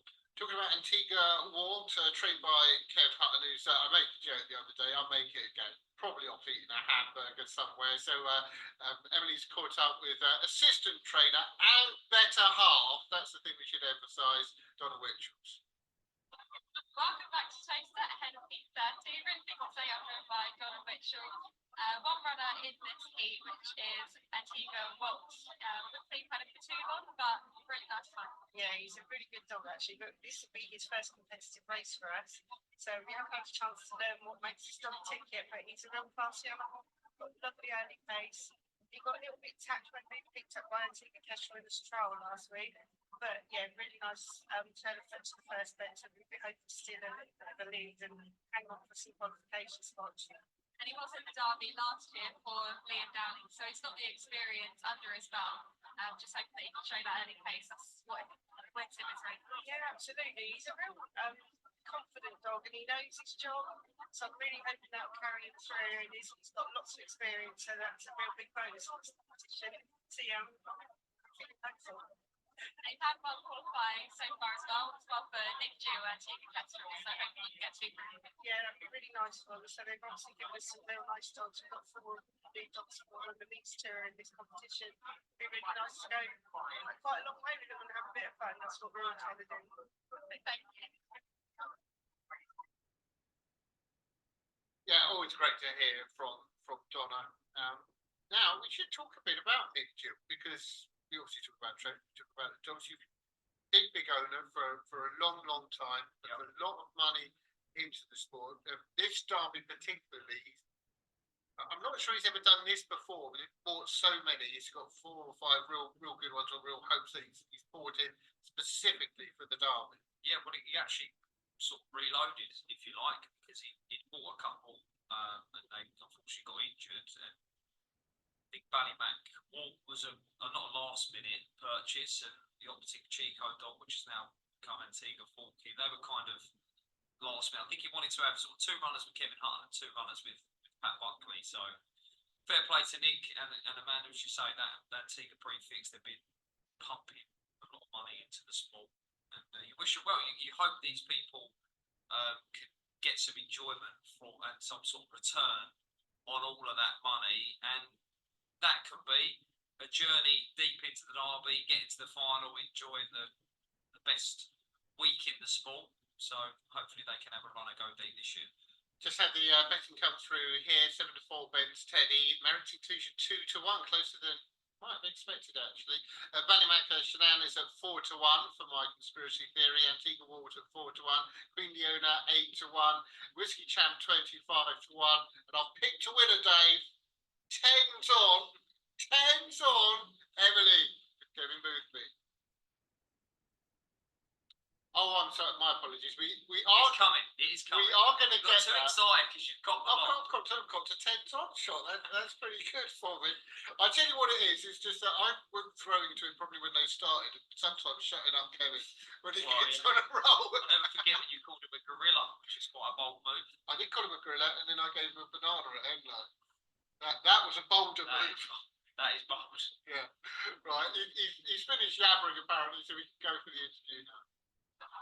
Winner of Heat 29 was Kona Curley. Another on the card for Kevin Boothby. It was all about getting around those first 2 bends off the game, 10th position, the right.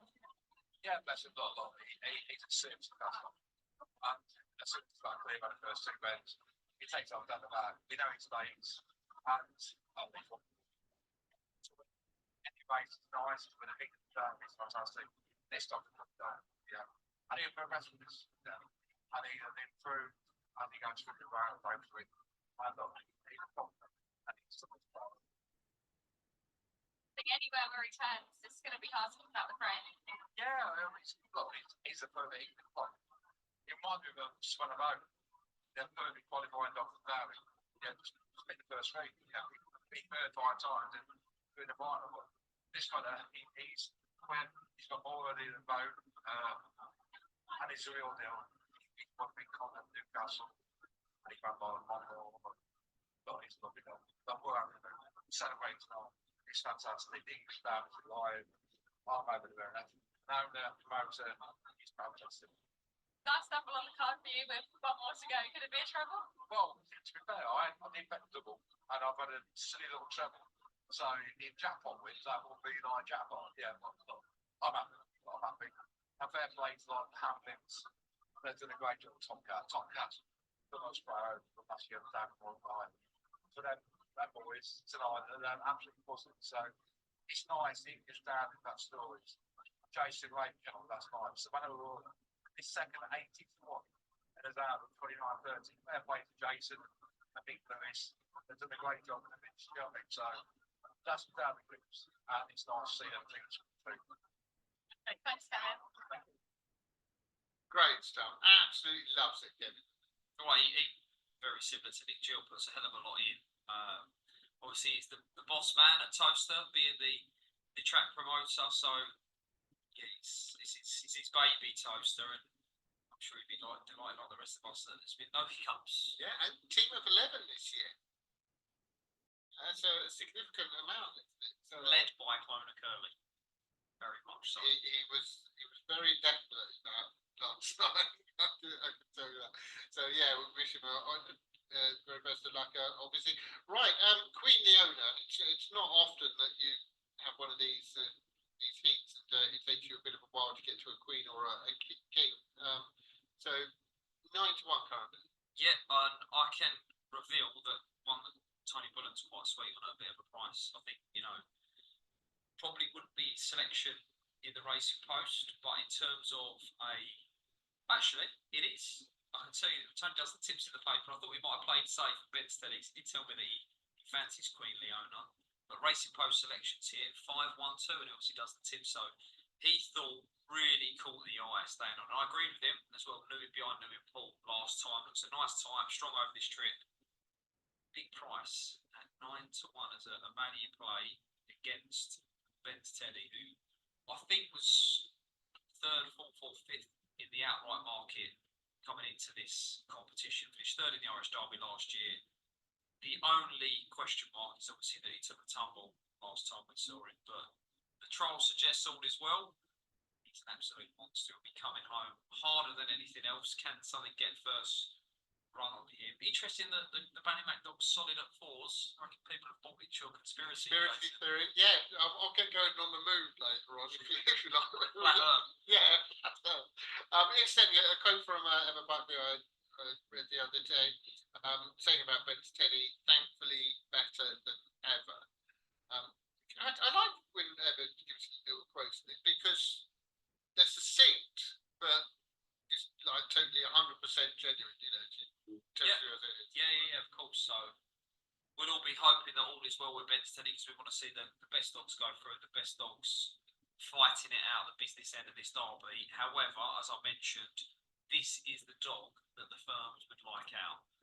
And just the way the bettings go, I mean, I would predict that obviously they'd love to win the race, but this is a race where they're just looking to get through. I think unless he does something remarkable here, Ben Steady, and maybe does a Skywalker Logan and leads and breaks the track record, you know, it could be workman-like. He could just qualify.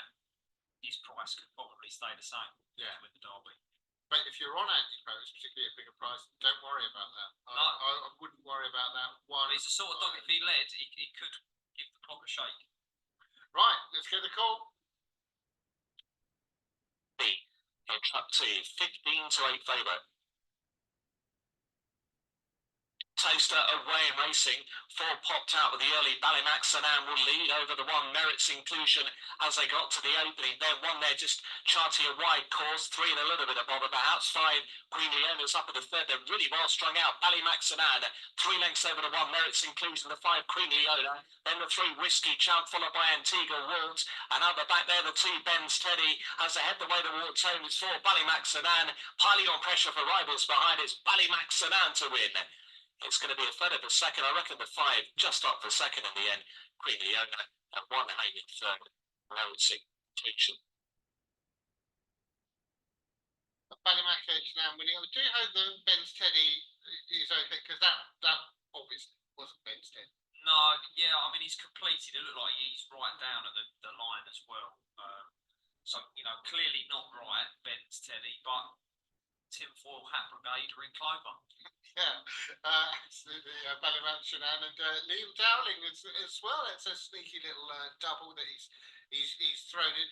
And I'm quite interested in the clock here because that on the eye looked quite a big run. I tell you what, it reminded me of, although it's kind of different. It's a Lardy Dars run.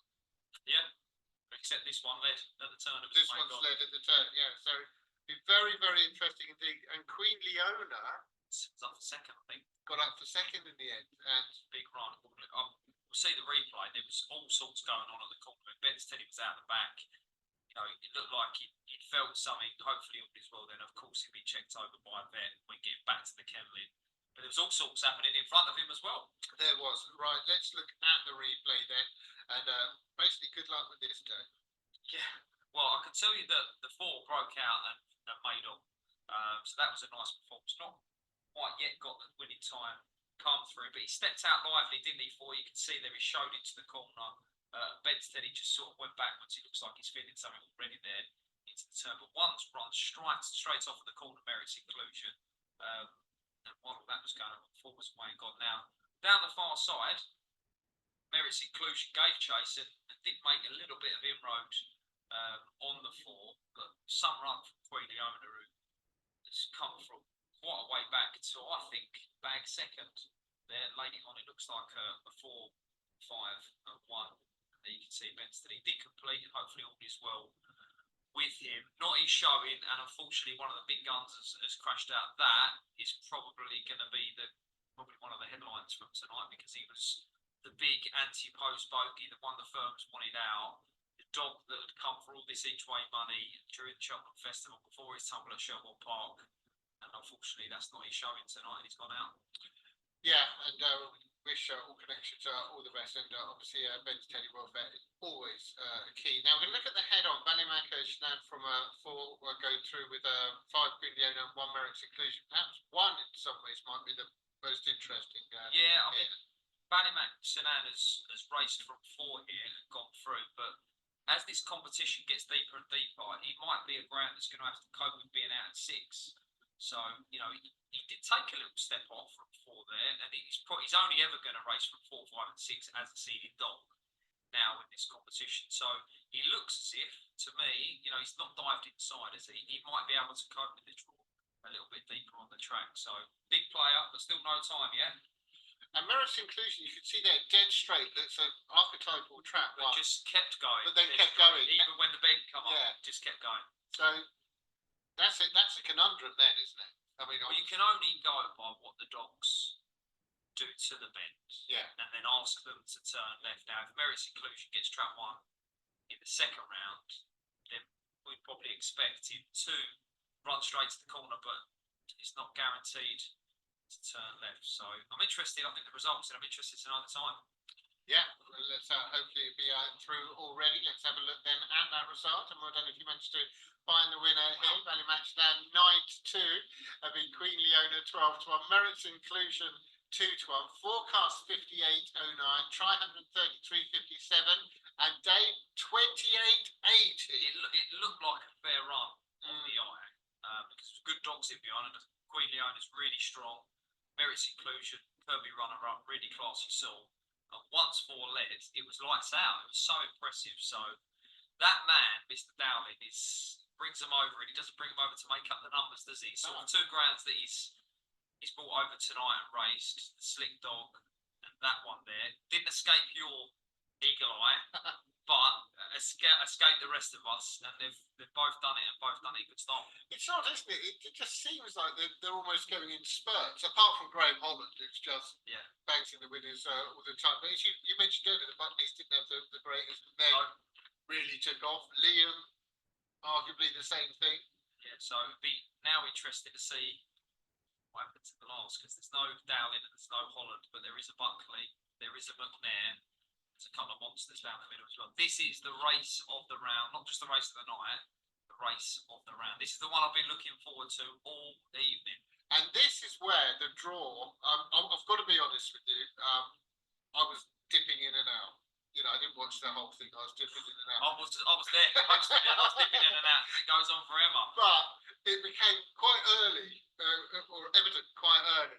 This was going to be you draw the Raiders out first. Yeah. So that 1, 2, and 3 all went into that race, and I thought, my God, whoever gets 4, 5, and 6 is in for a rough time. And you know, Make It Hattie, a local dog who's majorly up in class, but it's like 50 to 1 on the earlies, and you'll get all of that, maybe 66 to 1, 100. And Savannah Jackpot, who reeled in Calara Roberto, and didn't just reel in, gobbled up and spat out in a trial stake on the 28th of April with the 28.78.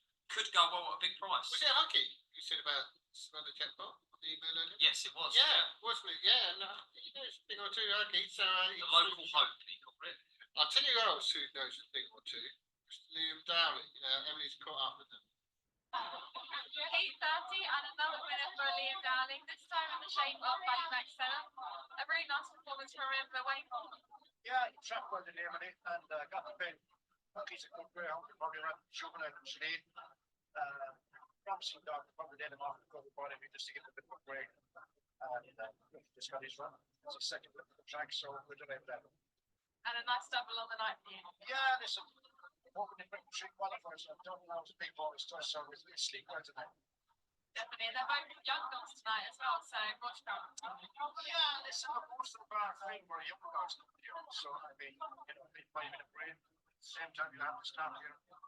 The introduction for next year, because I want to be some weaknesses, just we gotta find out. Well done. Thank you very much. My part. Brilliant, Emily with Liam there, and obviously very, very happy indeed. Now, here we go, Dave.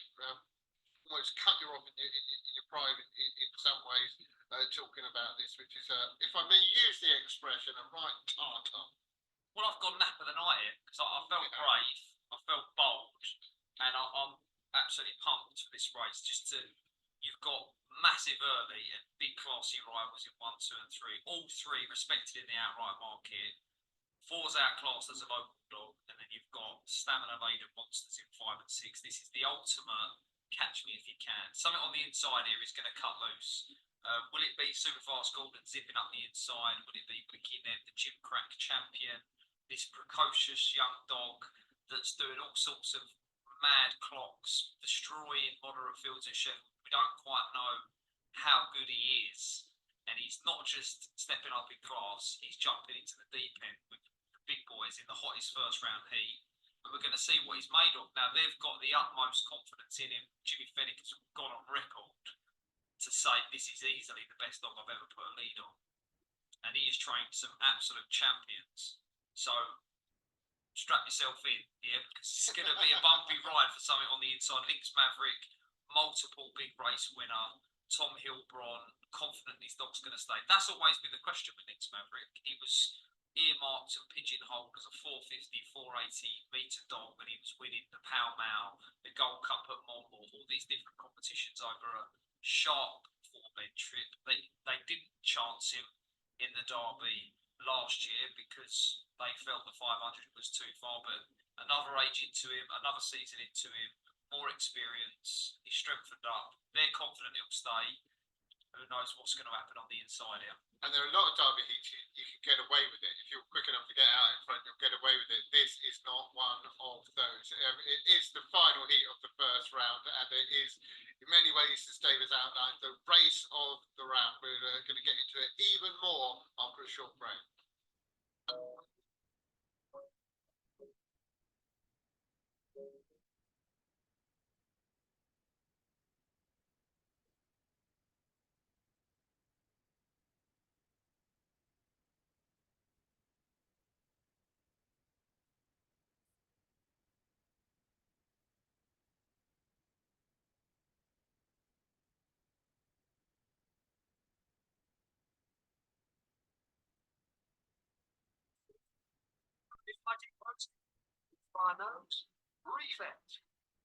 Up to £100. Our fair start's guaranteed. On all UK and Irish racing. Better the last, right in front, rebet. Up to £100. Bet clever, bet goodly.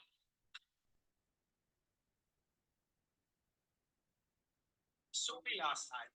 You'll know that James at Cowley Farm is not only producing incredible quality beef for M&S, but also in a way that allows him to trace everything right back to the farm and the animal that it came from. Amazing stuff. How long have you been here? My grandparents came during the war. Family have been here 3 generations. Thanks for the cup of tea, Chief. Absolute pleasure, Tom. Dad has me make them every day. I understand that you're studying agriculture. I'm really interested in how we can take forward the environmental work here. Reclaiming farming is actually being something new and exciting. We don't have lots of machinery that burns diesel. The way Dad manages the grass ensures that we don't have to use many fertilizers. And the M&S beef that we're involved in rearing has one of the smallest carbon footprints in the industry. That's fantastic. I mean, it feels absolutely first rate. There's traceability, there's consistency, it's a top quality product. Bang on. Hang on. And a few words. Hi, it's AK here from AK Bets. If you're looking for a bet on this year's Greyhound Derby, various other sports, horse racing, golf, football, our motto here is big prices, big limits. Hi, it's James Price here, Greyhound odds compiler for AK Bets. We'll be looking to offer industry-leading prices, anti-post prices, specials for the Greyhound Derby. Customer service is really important to us.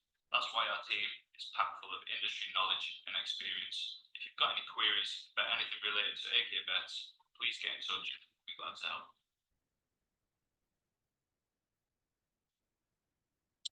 Welcome back. Just one more race to go. The Star Sports TRC English Greyhound Derby first round. I would like to say that we've had heard on social media that a few of you have unfortunately experienced a few problems with the buffering. We're endeavouring to improve all the time, but I'd like to thank you, A, for your support and for your feedback as well, by telling us it is vital and that we can make the changes that we need to change, and hopefully it hasn't happened at an inopportune time when the racing's been on. But we thank you for supporting us, for getting in touch, and from here on in, it's just going to get better and better. It's going to build and build as, this is some two tweets that say, Dave, the derby itself builds and builds. Yeah, we've got to heat 31 now. I always think as the first round draws to an end,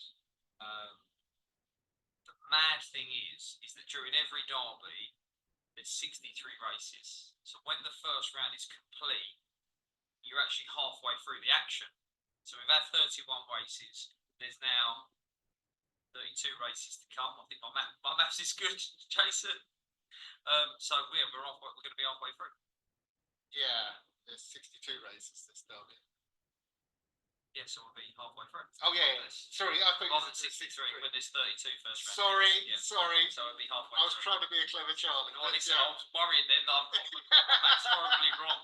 But no, yeah, after this, we're not just one of 6 rounds down. You know, you've seen every dog once, but in terms of the number of races, halfway through. Got the betting, and it's 6-4 Lynx Maverick, 9-4 Superfast Gordon, 130 Wikinet, Dave Knapp, King Coombs at 4-1, Savannah Jackpot 14 said make it, Hattie is at 80-1. What you were expecting? Yeah, I mean, Lynx Maverick's probably a little bit shorter than I expected it to be, but I think built into the price a little bit here is the school of thought, and a school of thought that I believe in as well, that the dogs are breaking better out the middle. So if it comes down to the break, and Lynx Maverick is an explosive dog from the boxes anyway, maybe we'll just go bingo and get across, and that will be that. But you know, 1 and 2 will be rushing into the turn, and I've gone that with King Coombs because I think the dog's going to qualify. But you know, if 3 goes bingo, and then 1 and 2 rush up, and they meet at the turn, you know, all of a sudden the race could slow up and change complexion from the opening turn. And as good as 1, 2, and 3 are, they're definitely not strong. So, you know, if King Coombs can latch onto them at halfway, then I think he'll absolutely pulverise them coming home. So, if the race slows up like I think it could, he'll be the one to pick up the pieces. And I tell you what, Jason, what wouldn't be a big price with me would be a 5-6, 6-5 forecasting. And, you know, because if it does go wrong at the corner and the early birds all tangle, then it'll be 5 and 6 that come home strongest. We're throwing a couple of quid at that. I'm going to have to keep with WikiNet because as I mentioned earlier on, I really was interested in WikiNet to go far in the derby. No, I'm not in that tonight. I've got to be honest about that with this draw. But even so, I'm kind of staying loyal. That's the thing of Graham racing. You kind of have these loyalties that you have in your own head, don't you? They usually end up being expensive. Yeah. Though. Yeah. I would like to say about Lynx Maverick as well, because we mentioned it with Ben's Teddy. Now, Lynx Maverick has won an awful lot of competition, so again, has always been at the fore of the anti-pose market. I imagine it's like an oscilloscope. Every time Lynx Maverick ran well, there was a little bit more. But yeah, I think before King Memphis and the bold Falcon dog that run a little bit earlier on, I think Lynx Maverick has been the dog that has always been there, and it's kind of just been a case of everyone catching up to him, and King Memphis went past him, Queen Joni went past him. I think even Ben's Teddy and Superfast Gordon and the like all went past him, but he was still never bigger than I think 25 or 33s. He's never been bigger than that for this year's derby. I'm glad and excited to see him in it because, as I mentioned, Tom and the team made the decision last year. Do you know what?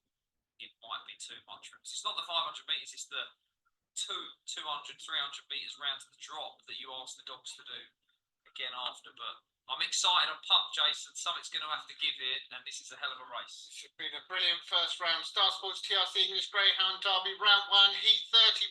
It will be, I'm sure, a cracker.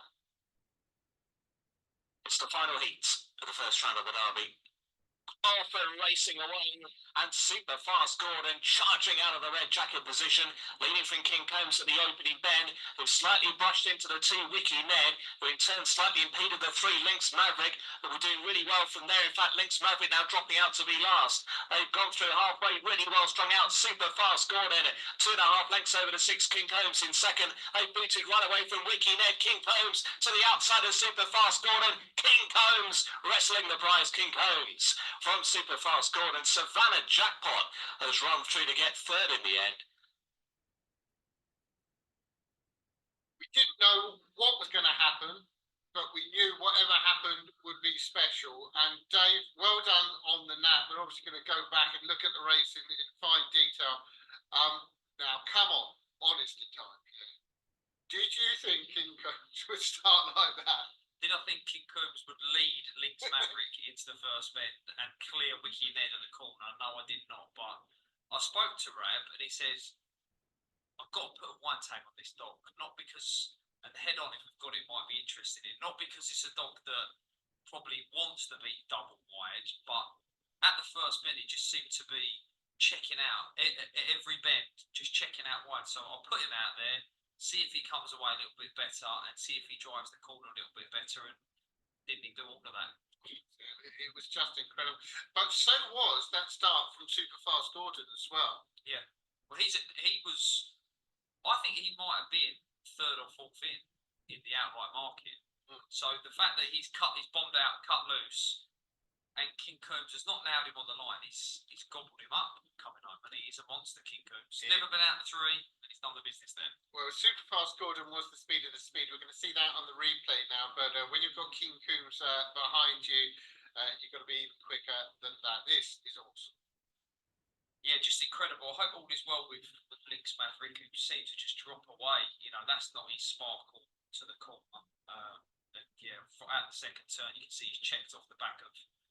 He's tangled with 5. And both 2 and 3 went out there. I think Savannah Jackpot was up for third. Not quite the jackpot forecast that it could have been, but did qualify Savannah Jackpot. But look at this dog, full flight around the outside. There were question marks a little bit about his attitude. He certainly looked inside at home during one contest, but he went by clean as a whistle there, and that was absolutely brilliant.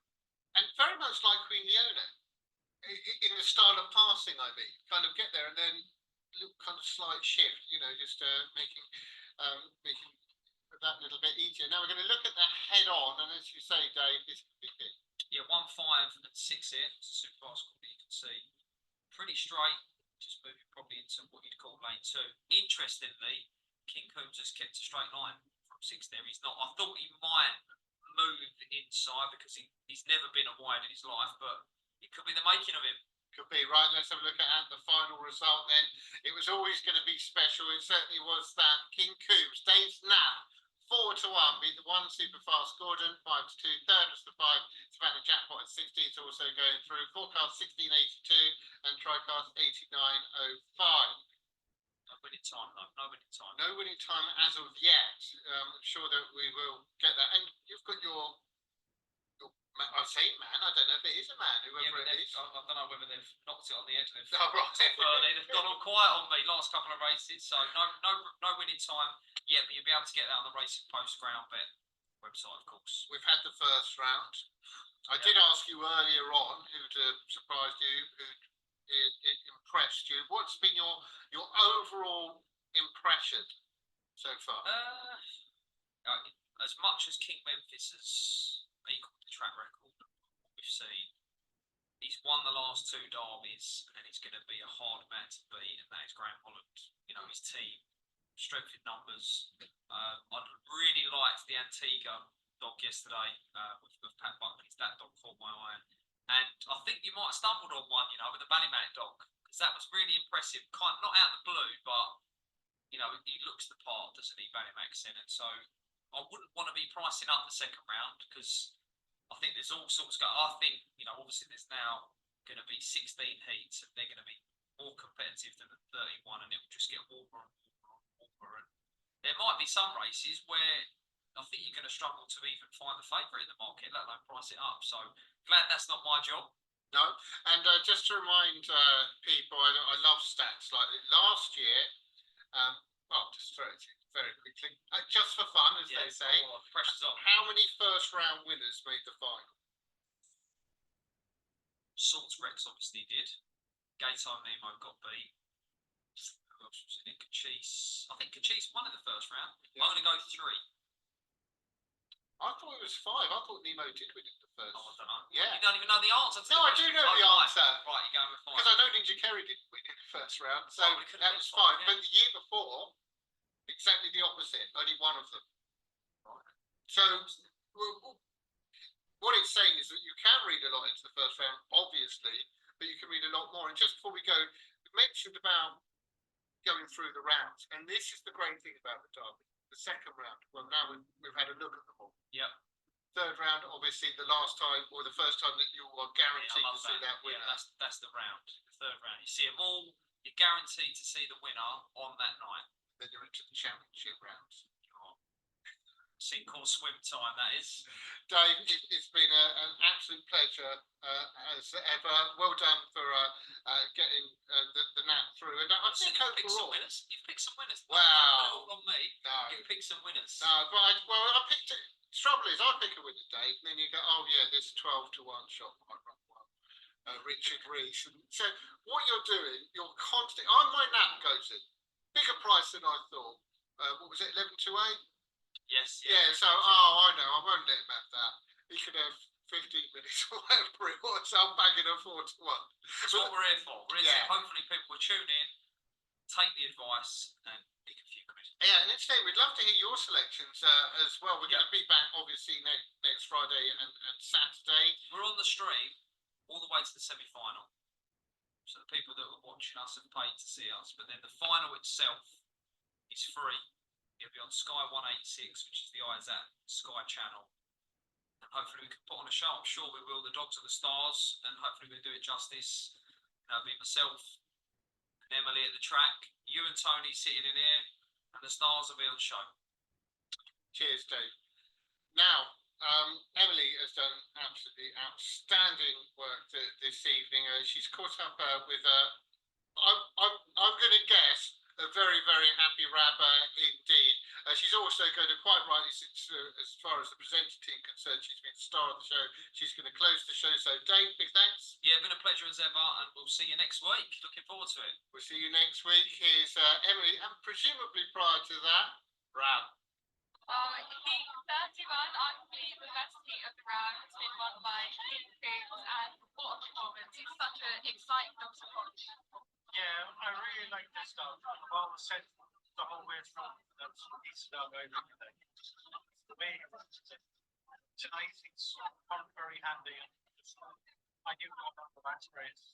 So like I don't know if you expected him to win, Brendan, but he would have taken third place, but to sort of beat those dogs, it bodes well for the rest of the competition. I said last night it didn't feel close. I did fancy it like that. Got 4 out of 5 from the team through tonight, so another good night. 4 out of 3 brilliant. Yeah. Thanks, Brendan. Thank you. Thank you. Well, that concludes the first round of the Star Sports and TRC English Grand Derby. What a night it's been, some superstars on show, and what a night, or 2 nights it promises to be next week. So join us next Friday and Saturday for the second round.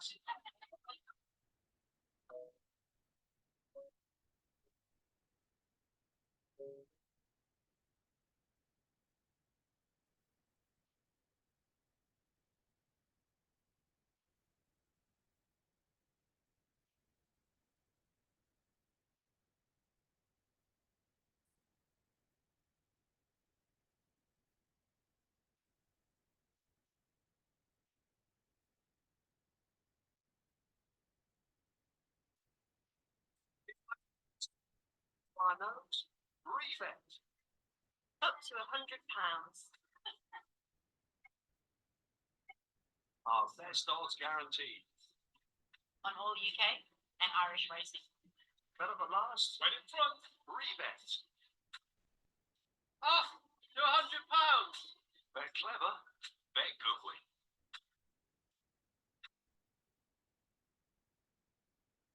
me last time, you'll know that James at Cowley Farm is not only producing incredible quality beef for M&S, but also in a way that allows them to trace everything right back to the farm and the animal that it came from. Amazing stuff. How long have you been here? My grandparents came during the war. Family have been here 3 generations.